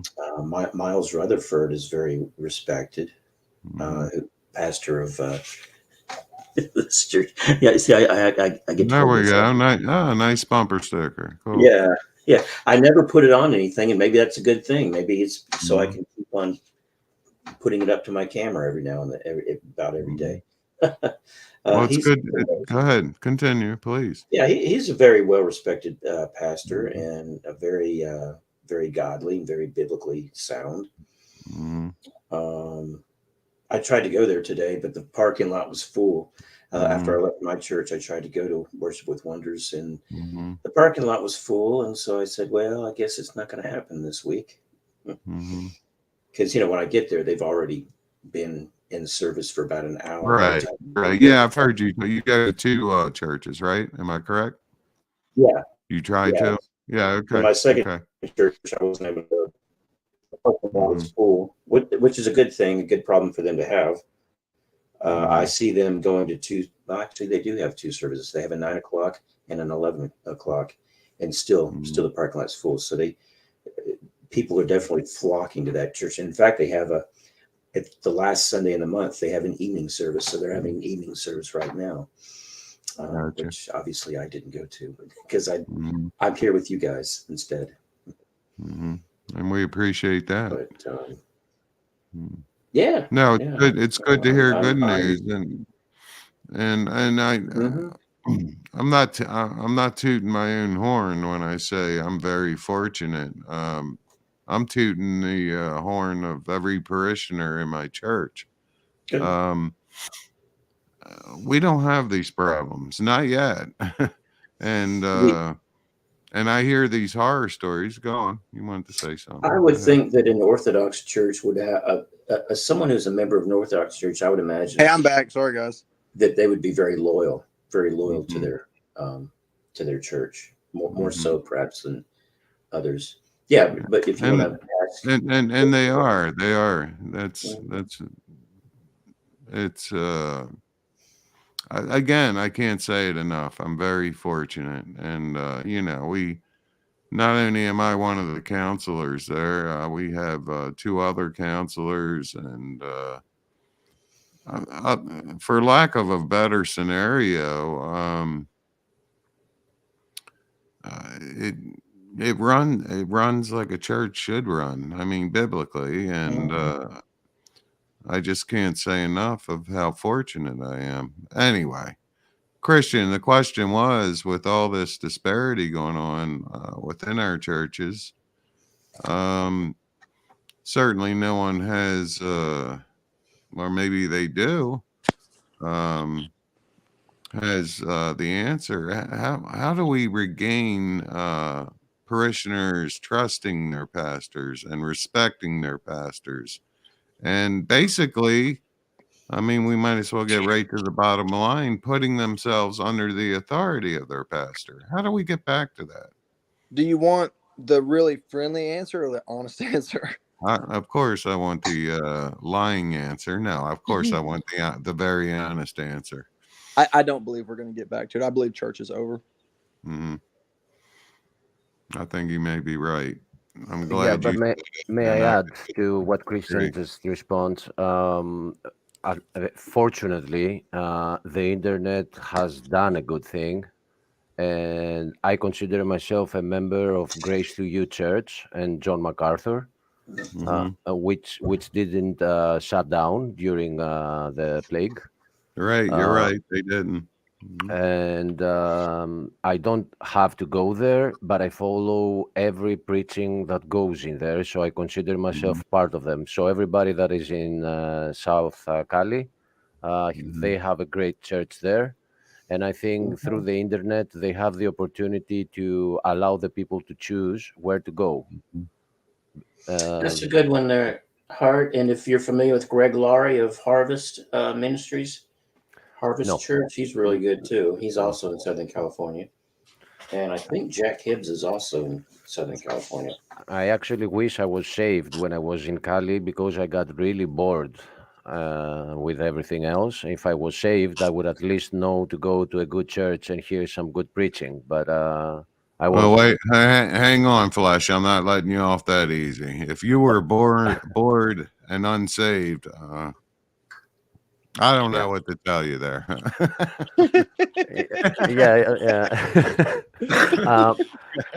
Faithful had something to add, so I'm mentioning that. Oh, if you want to go to talk. Sure. Faithful, you there? Go ahead, please. We just lost her, though. No, she's here. I can't hear her, though. No, I think she just has left, Pastor. Do you mind if I follow up one piece on what I just said? Oh, no, please. I said church is over, which I do believe that. I believe organized church is over. I mean, it's not obviously completely come to an end, but I believe that it is collapsing in a way that it will not recover from. But I'll tell you this, I was praying about this one time, not long after I got into the ministry, because I get in on the tail end of this thing, you know, and I feel like that the Lord gave me a confidence that in the early church, they used to go house to house, breaking bread and fellowshipping. And I feel like that God dealt with me that it would go back to that in the end times. Very well could be. Yeah, because again, I haven't been affected, and when I say I keep talking about my parish, but I could say, okay, you're back on. I thought we lost you there for a second. I like calling you CP, but I don't know if you'd get used to that. It doesn't matter to me. No, seriously though, I can say in a geographical, I don't know, at least 3 states around me, we're just not having these problems yet. And I know they're coming. I do. You know, that's good. Man, I'm happy for you. You know, I'm no fool. I know they're coming. I mean, they've already hit the Catholic churches. So, is that right? Yeah, some of them. I shouldn't say all. It's interesting. The Catholic churches and you only have a few select priests that actually know how to do the traditional mass. In other words, the mass in Latin. And you'd be amazed of the young people that flock to this.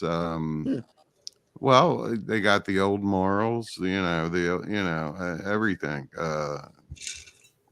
It's like entering, you know, I guess going back 60 or 70 years. So I think that movement in the Catholic Church, it's been going strong. And the thing is, you could say that's going to go bye-bye, but as long as priests are willing to study the Latin Mass, and they're called trads for short, that'll continue on and continue to grow. But I don't want to get off point here either. But I agree with you. It's a hard thing to take, to say, you know, that Christian church as we know it is dead. And that is my position. And even though I'm sitting, best way I could put this is I'm sitting from a position of comfort as far as church matters go. So far, don't think I can't see it, because, you know, all my friends aren't just Roman Catholic and Eastern Orthodox priests. Believe it or not, I have friends that belong to non-denominational churches and all that. And that's where I get my information about, you know, that's why I brought this topic up tonight.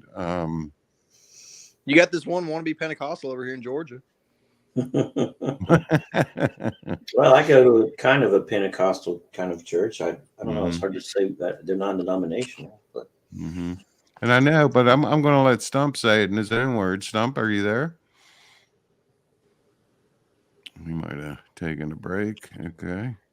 That is a big subject, man. That's an interesting subject, church attendance, because, you know, as an evangelist, obviously you want people to come and you invite people and you're excited when they show up. But one of the reasons that I write books and I do online ministry and do personal individual ministry is because I really don't believe that I'm going to be as effective inside a church building as people were 100 years ago. So I've tried to find other avenues to be effective. And we've had a lot of positive results from the literature, I have to tell you. Okay. What we're Great. doing right now, I remember what I was going to say earlier, Christian. You said that in the first century, they went from house to house to house and bread together. But I mean, this is sort of the modern day equivalent of that. What we're doing right now. So. Yeah. What we're doing right now. Yes. Yeah, and Christian, I don't want to quote you, so correct me, but I think you're wrong, but you might not have been. But Christian sees this as a sign of end times, that we are resorting back to going from house to house. Me too. Did I say that right, Christian? Yeah, that's perfectly fine. Yes. Okay. May I ask something? Absolutely. Can you help me understand what is a non-denominational church? I'll let Christian do that. Okay, there's a sort of twofold answer, Achilles. Okay. On the one hand, back in the 70s-ish, the charismatic church broke away from the Pentecostal church. And then around the time that the 80s came around, you had a group of people who were affiliated with the charismatics who just wanted to sort of be completely interdenominational. They wanted Baptists to come and Methodists to come, and that was kind of part of their movement. So they started this thing that they started referring to as the non-denominational, which was sort of an offshoot of the charismatic, to where it was just anybody's welcome. We don't adhere to any certain creed. We're just all here to worship together. And the church services were very much worship oriented. Now, the literal meaning would be a church that does not have any official corporate affiliation. And that's the kind of churches I like, to be honest with you. Mm-hmm. Okay, because I take it completely literally, as every church has its own part in being a denomination from the true word. So that's why I ask what is being considered a non-denominational. But the historic side of what is now titled a non-denominational, okay, I understand that. But there are issues, I think, everywhere. Sure. And I want to say to Father Charles and concerning the Orthodox Church of the United States, that it is actually thriving compared to the Orthodox Church here. Because, really? Yes. No, I meant I'm not being facetious. It's good and bad to hear. As you know, I would probably think that. Go on. I'm sorry. Go on. I hope I didn't break your train of thought. No, it's okay. I think that people who have been disappointed with what they see on their TV, you've named it and I don't remember it. This movement, Word of Faith. Word of Faith. Yeah. Okay. Word of Destruction. Go ahead.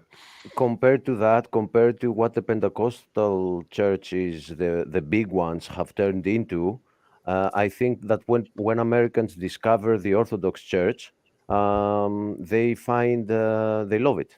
I mean, they love the Mass, and they consider it to be very closer to the Last Supper.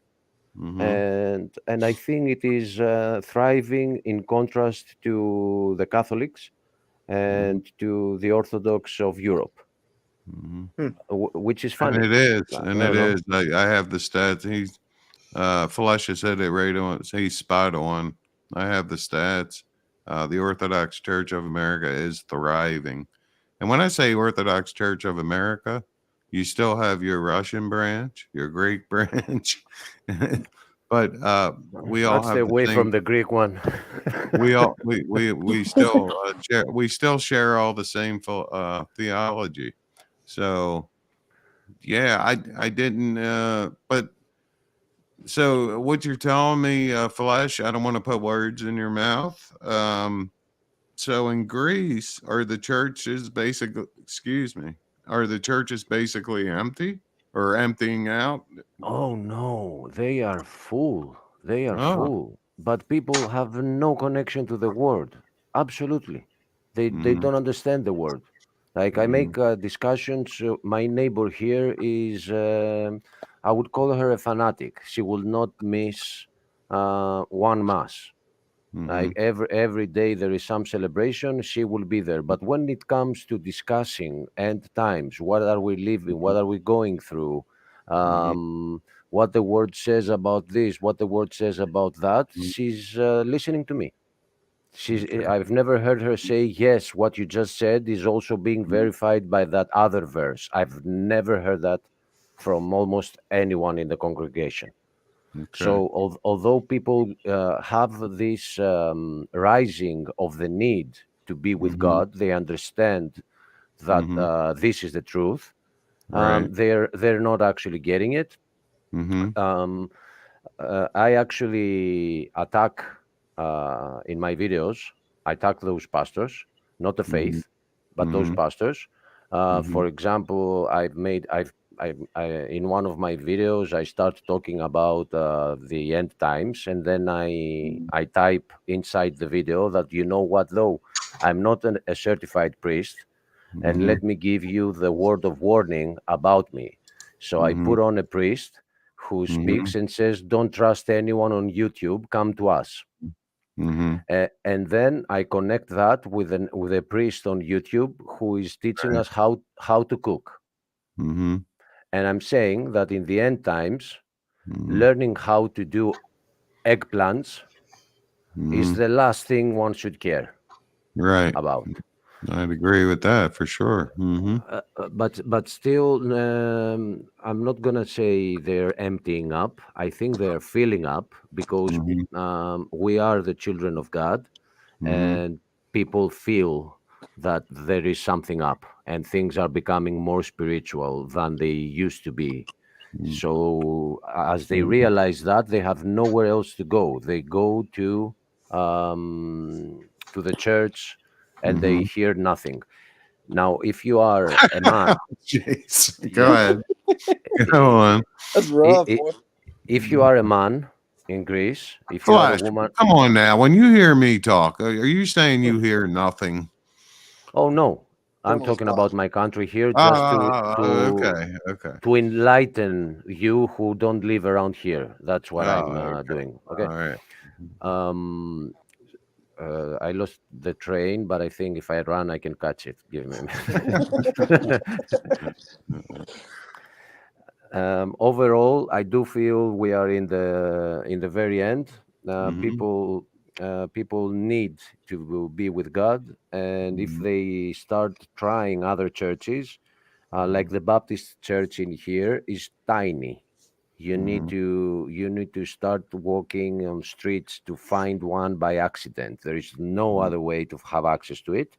The same with the Pentecostal church, but they have their own website and radio station. They are a little bit bigger than the Baptists. So people only have this option around here to go to the... Oh, yes, now I remember. I caught the train. So if you are a man in Greece, you have the right to go to Mount Athos. If you are a woman, well, we're sorry. There is no place for you to know what's going on. But I had the experience, as we've discussed before. I went to Mount Athos, and when we were waiting like 5 children, I would call myself a child in knowledge of the Bible. There were 4 others, and one of them asked a question, and the priest didn't know how to answer it. So I tried speaking up and saying, that is very easy. It is in that Bible verse, and it says this. But he wouldn't allow me to complete the sentence, and he threatened me that if I insist on completing the sentence, he will not allow me to go into Mount Athos, because I came there to listen and not to speak. So you told us this story, Flash. Yeah, but it's a new panel, it's a new live stream. It's good to be heard. So that child didn't get the right answer at that moment that he thought about it. So maybe later on, I think the question was, why can't we have more women than one? And I quoted Jesus saying that if I give you a new body in the new church, in the new kingdom, which wife should I give a second body to for you? Your first wife, your second wife, or your third wife? Gotcha. So according to Orthodoxy in Greece, you have the right to have 3 marriages. Mm-hmm. So that by itself is non-scriptural, and that's why that priest wouldn't allow me to complete the phrase. Mm. And you get that superb knowledge only if you are a man. Now, if you're Right. a woman, figure it out yourself. Mm-hmm. Send your husband to us. Mm-hmm. So I'm going back to what Christian said. They've completely brought this upon themselves. Mm-hmm. Yes. Okay. Typos. Stump, are you back yet? Yeah. Okay. I just wanted. I'm getting ready to close this down since we have this debate between Christian and Flesh. What's the debate There's again? no debate. We're not debating. We're actually agreeing. Oh, you mean tomorrow? Oh, I thought it was tonight. Flesh, that is in an hour and a half, my friend. From now? Are you Yes. kidding me? That's 4 a.m. For me. So Stephen was supposed to reach out to you and line everything up. I'm guessing you guys didn't really get together on that. Kind of sent me one line through an email. He asked me for a Wait, picture. I'm going to check and see if he's advertising this. I can't think of the word. Are you saying that you're not able to do it at 9? Is that what you're saying? I think I can. I'm well, don't still, press yourself. I mean, if you I'm can't do it. still up. It's a discussion. It's not like we're gonna have like timers and things like that. But well, we can start at 8. I mean, that's in 30 minutes. That might be a little easier. Yeah, I can shut this down. Let me see if Steven's advertised. Yeah, see if Steven can do it at 8 in like half an hour, just so he can get in bed a little better. You know. I can even call him. Let me call him. Thank you. Thank you. It'd be easier on me, indeed. It would. Yeah, I'm sorry, buddy. I thought we were on the same page. I apologize. And you know, at first I kind of thought that I've done no preparation for Me it, either. so I consider it a complete discussion. So wait, what do you want me to ask him? If see if he can move it up to 8, because that's like half an hour from now. Okay.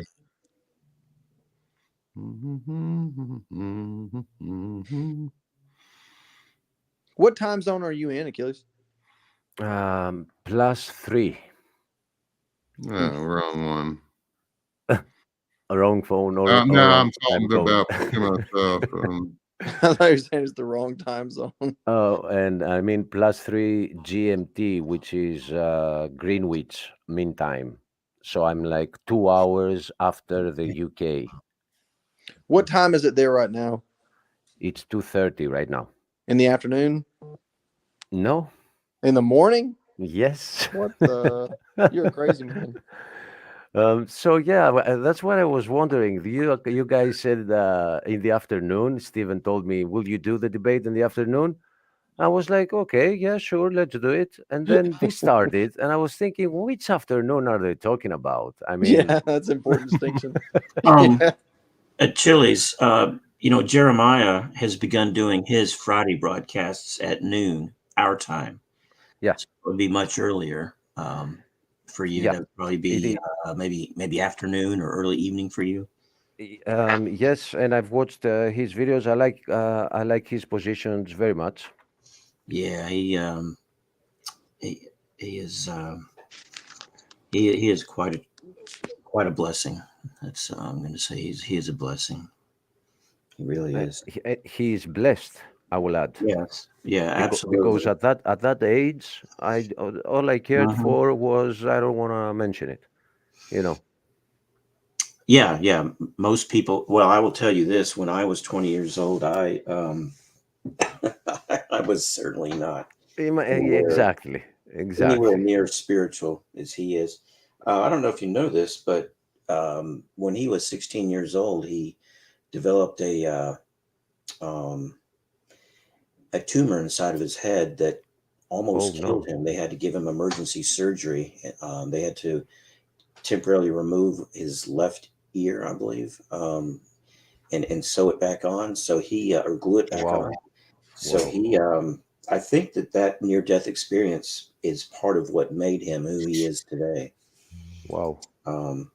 And this coming weekend, I'm going to actually go and spend the night up in Knoxville, Tennessee, where they live, and I'll be visiting with them and watching the football game with them, and I hope to also visit with the Sowells while I'm there too, because they also live in Knoxville. Oh, can you? Hey, I wait a shouldn't minute. ask. I have Yeah, to go make ahead. a flash announcement here. I looked on the tube. There's no advertisement for the debate, and I tried calling Steven, and I got his voicemail. So Okay, he might call back while we're here. Let's see. Okay, he called me earlier and told me that there was something going on at 9 o'clock, but I'm gonna stay up. Don't worry about it. But it would be better just for more energy. That's all. Mhm. Well, I'm Plenty. definitely going to be buying that stuff that Faithful told us about, that driving energy, driver's energy chocolate stuff. I'm gonna buy some of that for me and some for the Buckinghams too on my way up there next weekend. Okay, well, I wanted to go to Stump again real fast. Stump, are you there still, bud? Yeah. Okay. I know you've answered this already, but I'm getting ready to wind things down here. Christian, he seems to be of the same mindset as you, that, well, he said the church is basically through. If you had anything more, first of all, did you hear what Christian's response was about house churches and so forth? Yes, I heard everybody's. Okay. Did you want to add anything else to that? Do you think this is the path ultimately we're all going to be on? It's going to be house churches, but there's one more thing I want to add to the house church thing. Do you think this will be a time of persecution as well, if not from the government or just the government? Let's do a dual thing here, government and I know we're all saying this, people that plain old just don't like Christians anymore. What's your thoughts on that, Stumper? Looking down the road a little bit. Yeah, first I'd like to answer to Heart of Flesh. He said that the people don't have anywhere else to go. But if they were taught to go to their Bible, that's the first place they should go and stay out of the church. They're not learning anything there or being taught. I agree. Go to their Bible. That's where they should go, because there's nothing that says that there's something between you and the Bible that you need a man to teach you. You go there and let the Holy Spirit teach you. That's what I would say. Yeah, but I'm sorry. Go ahead.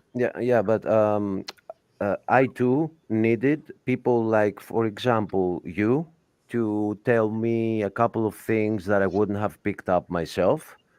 For others, it is Father Charles. For others, it is some channel. Like you can't just take it and start reading, because depending on your mindset, you might be reading different things.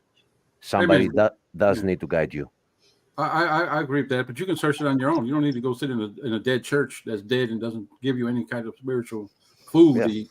They're not feeding the flock in them churches, as far as I know, and I've known this for a long time. That's why I stay out of them. But the other question, will there be persecution? I think the Bible definitely says that we will be persecuted at the end times, and it's coming. That's why he talked about digital IDs and control and all that, how you could buy and sell. All that's going to come. You see how they did with the 2020 thing with the VOOP. They locked down churches, and there was a reason. They let the liquor store be open, but the church was closed. Right. Amen. That's true. Yep. The one that sold marijuana was open, but the church was closed. You know what I'm saying? So you know what's coming. It's coming, and they're using these tools are tools of control of the beast system, what people call it. That's what I believe. It's just tools of control. We're in the last days, and to be persecuted with these controls. That's all I have to say. Amen. Well, go ahead, Flush. While you're talking, and everyone's still here, I'm going to get the latest stats. Does everyone trust Pew Review? No. Depending on the issue, I'll say. I don't even know what you mean. Is it a website? Is it a magazine? They do polls.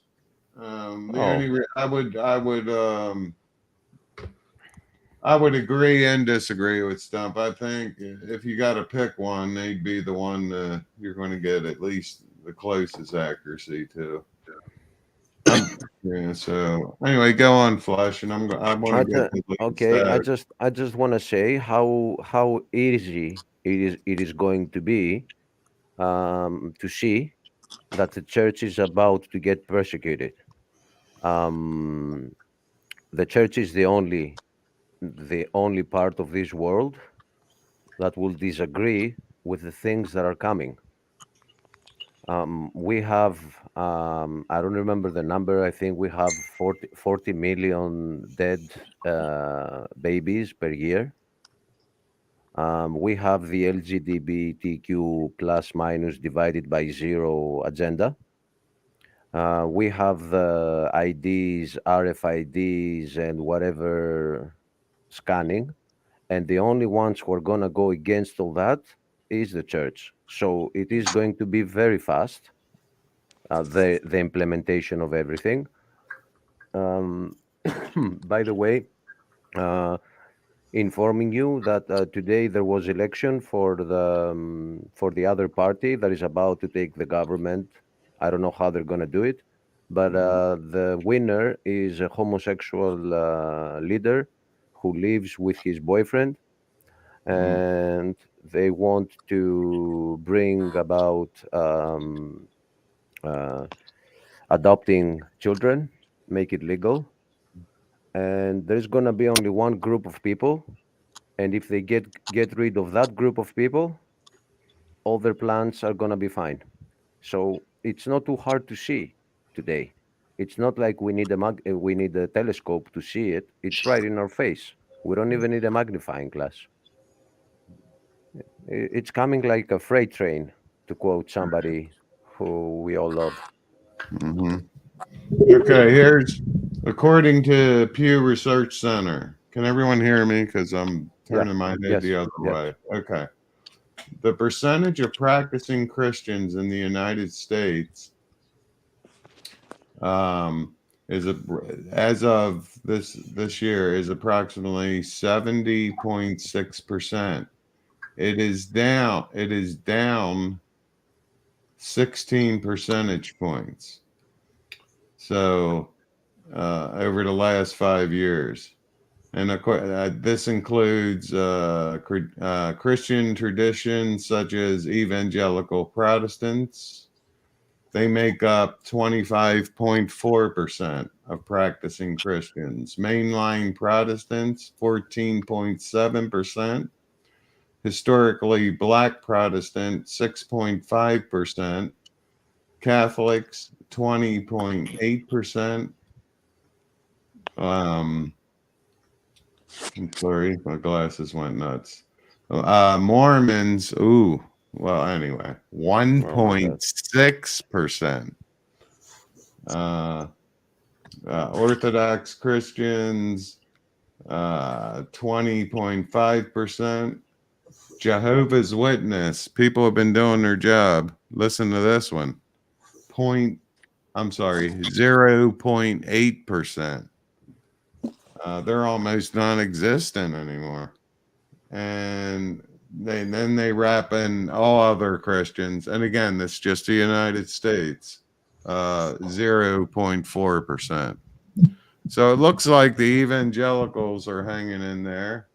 Catholics are hanging in there. Actually, I'm a little shocked there, although that's a low percentage. I mean, if I would have done this 10 to 15 years ago, I know for a fact that Catholics were up. Higher, much higher. And I'm not trying to sidestep the Orthodox. We're a minority in this country.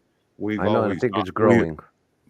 But we've always hung right around in the high 20s. So it's basically it's grown about 1.5 Flesh. So you're right, it is growing in the United States. But that Catholic figure, the Roman Catholic figure, what I said, because I'm not far off when I say they're saying you got 20.8% of Roman Catholics. Now, this is practicing Christians or Catholics, Mormons, okay? So you understand it's practicing. And I can say I'd bet $100 if you looked at these same numbers, what they were, I'm going to say 15 years ago now, since we're in 2023, you would have seen practicing Catholics in this country. I am serious. This is how much it's went down. You would have seen it at around 62%. When I saw that number, I was shocked. I was shocked. I didn't think I knew the Catholic Church was falling off, but I didn't know it was that bad. But anyway, there you go. Well, okay. Practicing, and here's just and then I'll shut up about these percentages. So if you take them all together, well, I'll read it right here. Pew's National Public Opinion Reference Survey found that the majority of Americans, at least it's still the majority, 63% consider themselves Christian, but it's down. This makes a lot of sense looking at them Catholic figures, from 78% in 2007. We're not going back that far, guys. I mean, so I agree with Stump and well, Flush too, and obviously Christian. Man, it's like Christianity's rolling down a hill, and then let's face it, we do have persecution. Exactly why.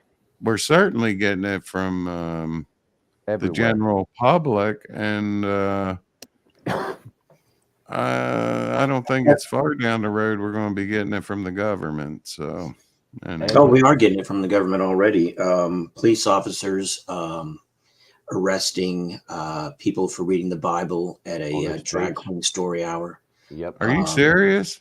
Wow. Yeah, that happened in Wisconsin. A guy got arrested for doing that. Disturbing the peace. All they have to, all a police officer has to do is just say, you're disturbing the peace, and they can arrest you. It doesn't matter. They have, that's like a large umbrella charge that they can hit you with. In fact, I've been wanting to ask Samuel about this. On Jeremiah's program the other day, somebody asked us to pray for the man who was arrested for just reading scripture at a drag queen children's event in a park in Wisconsin. He was arrested, and I don't know exactly what his charges were, but probably something like disturbing the peace, which is something. That'd be something they could pull out of the air, right? Yeah, they can pull it right out of the air. Yeah, they can just say, okay, that's what you're doing. So I forget the guy's name. If you go back and watch the broadcast, Jeremiah's broadcast from Friday, he actually asked me to pray for the man. I actually prayed for him during the broadcast. I see a bug. Ryan, I don't want to put you on the spot, but let's just say in the last 10 years, have you seen rules change within your government job? If this would incriminate you in any way, don't answer it. Trouble. Well, I used to occasionally wear hats I had that were well, I got into the habit of wearing hats that were non-postal. And some of them would have scripture references on them. And I started doing that last year. And just recently they told us to come up with a new rule. If you're going to wear a hat, it has to be postal. You can't wear a non-postal hat. So, Ryan's going postal. You heard it here first. I heard it. About 15 hats in my car that I can't wear at work anymore because I kept accumulating more and more hats. But yeah, they're just sitting in my car right now. I mean, I imagine pretty soon they'll probably relax. They'll go back to. I'll tell you, and I don't mind saying this live. I don't care who's. Maybe you guys have heard a little bit about this. I'm not a wealthy man by no means, but I could bankroll to start a Christian community. Maybe Stephen's talked to you some of that. I've had thoughts of this. And when I see these stats and all, I guess what I'm saying is I think Christians looking at stuff like this, especially you young guys, if there's a way where you can live within proximity, at least in the near proximity of each other, might be a wise thing to do. I'm not Well, planning on kicking the bucket tomorrow, and believe it or not, Father Chuck, just the other day, me and Dad went and looked at a little church for sale out in the country with a couple acres, and I was told him, I was like, I don't really have the money to buy this, but if we had this, we could have our own fellowship dinners, our own school for the kids, our own events. You know, I could really utilize that in a positive way, and I'm kind of hoping that we get it. And you can come down and speak for us sometime if you would. Yeah, thank you. I would. I'd like that. I appreciate that. I'd be honored. I just look at the comments section, and I can't believe that certain individual still comes in here and spews that vile that I mean, that certain individual still comes in here and throws up in the comments section. Is so ridiculous. Anyway, sorry. I just shared the link. What's that link? Yeah, I would go and get the title from the video too, but it's somebody that got arrested for reading the Bible in the I forget his States. name. Oh, did y'all reach out to Stephen about? I was on the phone. I'm sorry. Yeah, I'm going to try. I did. I got voicemail, and I looked online as well. I don't see no advertisement for this. I'll call him right in front of y'all. He may be working. I just, right as you were doing that, I got a phone call, so I didn't even know if it was resolved. It's almost 8, so let's see. I mean, I don't think he'd care if we did it here if you felt like it. I think probably he was busy and did this time. So we're gonna have to wait. I'll be up, but you know, the earlier it would be better for the energy to be higher. Yeah, that's all. Whatever you want to do is fine. That's fine with me.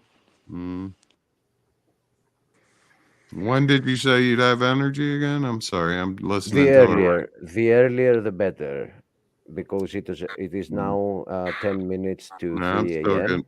I'm still getting voicemail. So you do it tomorrow or tonight? What are you saying? Oh, let's go tonight, and it will just be more energetic from my part. Now it's gonna be okay. We can have it. It's a friendly discussion anyway. It's not like a debate where I have to be focused on my speech and stuff like that. I'll get my soda. I think I'll make it. Maybe make a coffee. Oh, but then I'm not. Yeah, but then if I make a coffee, I'm gonna stay straight till the noon, so I shouldn't. Soda is nice. And when I say soda, it's not the same word that you use in the States, like Coca-Cola or anything like that. I don't drink those at all. I don't drink energy drinks. Soda here means sparkling water. That's what I drink. I had like 3 already. I'll have a couple more. Is it flavored sparkling water? Does it have flavor? Lemon? Yes. Yeah. Okay. Yeah, that's actually pretty good. I like that. And what exactly was this debate about again, or discussion? We're going to discuss a little bit about young Earth creationism versus, in quotes, the side of millions and some things which we haven't actually talked about it a lot, but we'll see how what the discussion brings up, and we'll share our ideas. Now, may I say, Christian, I don't know, you're listening, although it looks like you're walking, so maybe you lose the...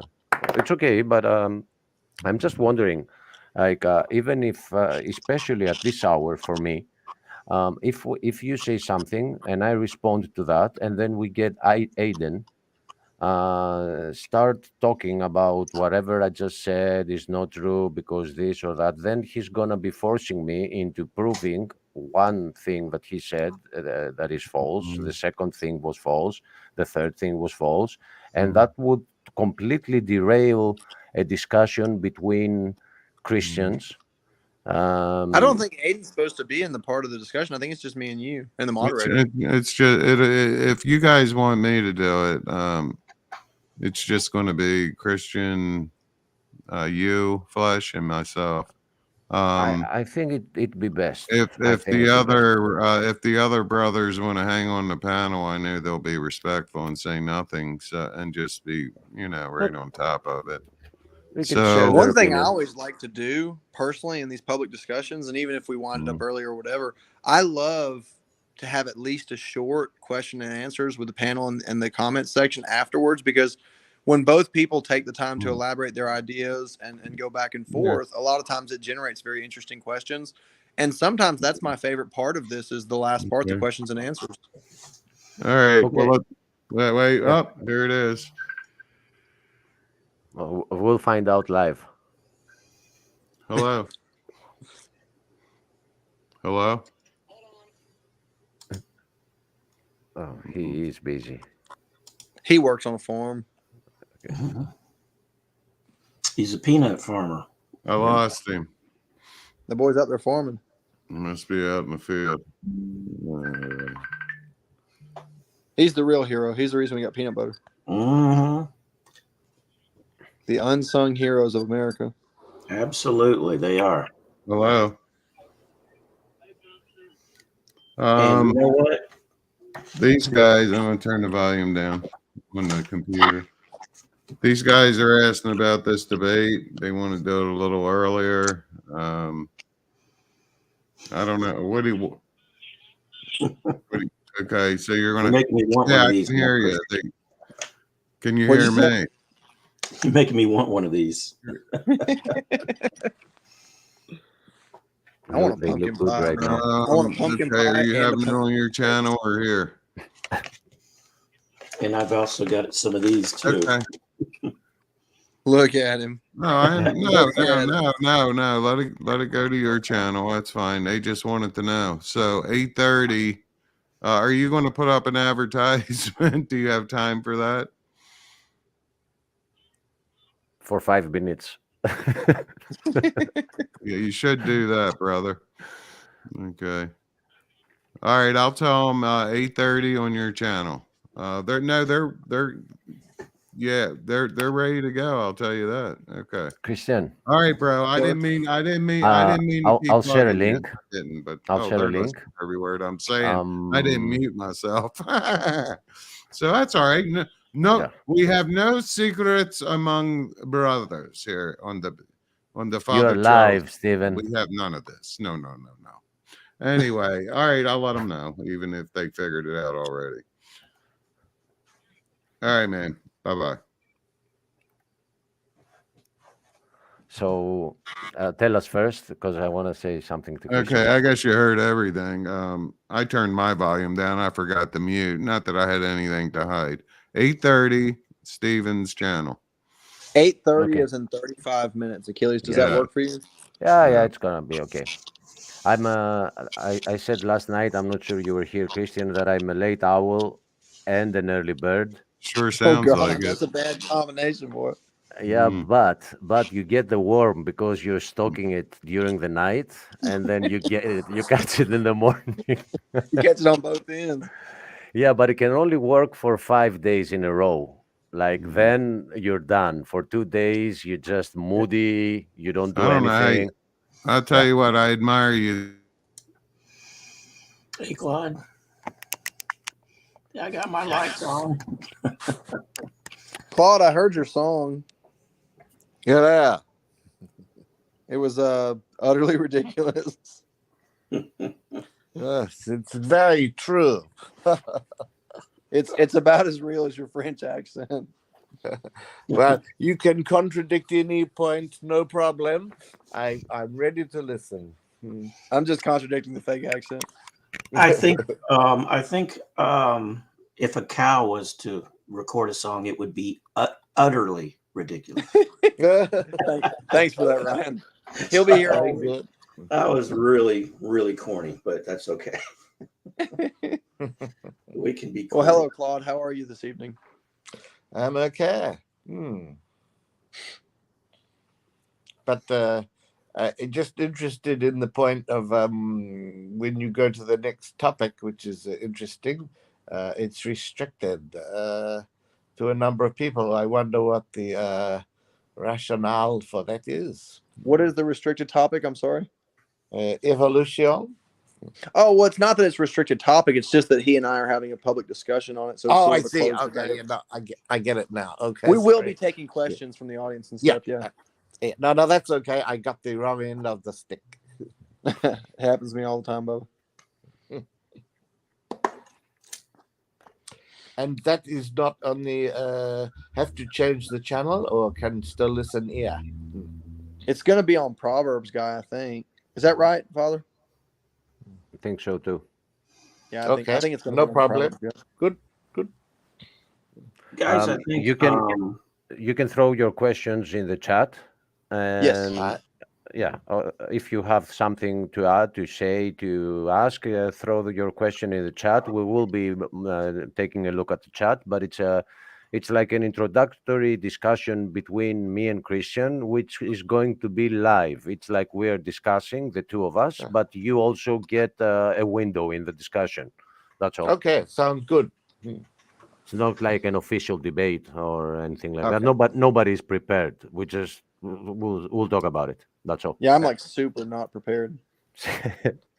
Same here, but so it happened to consider it a very important issue. So I have added it in my recent couple of videos. So I have them a little bit fresh in my memory. I What wish I they're could say the saying same. is it should be a total train wreck. No, I'm Yeah, it's going to kidding. be like Kidding. me and Aiden discussed it earlier, and it's going to be like when the Hindenburg crashed. I remember a joke. I don't remember who was it. I think it was Louis C.K. Who said that the United States economy is not sinking like the Titanic. It's soaring like the Hindenburg. Okay. Cool. That's pretty good. Yeah. Well, here's what I'm going to let you guys do. I'm going to shut this down. You guys can coffee up, and I'll see you over at Proverbs, guy. Okay. Yeah. Bonsoir. Okay. Call Stephen. I want to thank everyone for their participation tonight. I thought it was a great discussion, and I'll be popping them questions. Actually, I'll be starting a teaching series. Oh my goodness, an Orthodox priest teaching. Christian Pike is saying the world is definitely coming to an end. Dun, dun, dun. Dramatic music. All right, guys. I'll see you. I'll see you over there. God bless. Thank you, Father Charles. When your Okay. next show? When your All next righty. show? Okay. When is your next show, Father Charles? Claude I don't know. It may be tomorrow. Okay. Tomorrow evening. Who's got shows tomorrow night? Do you know, Gangster, from the group here? Brian Newman. Oh, well, we'll see. I'm on a streak, and then I'll burn myself out and take like 3 days off. Anyway, I'll see you guys at Proverb. Okay. Yep. God bless. Bye, everyone. See you on the other side. Yes.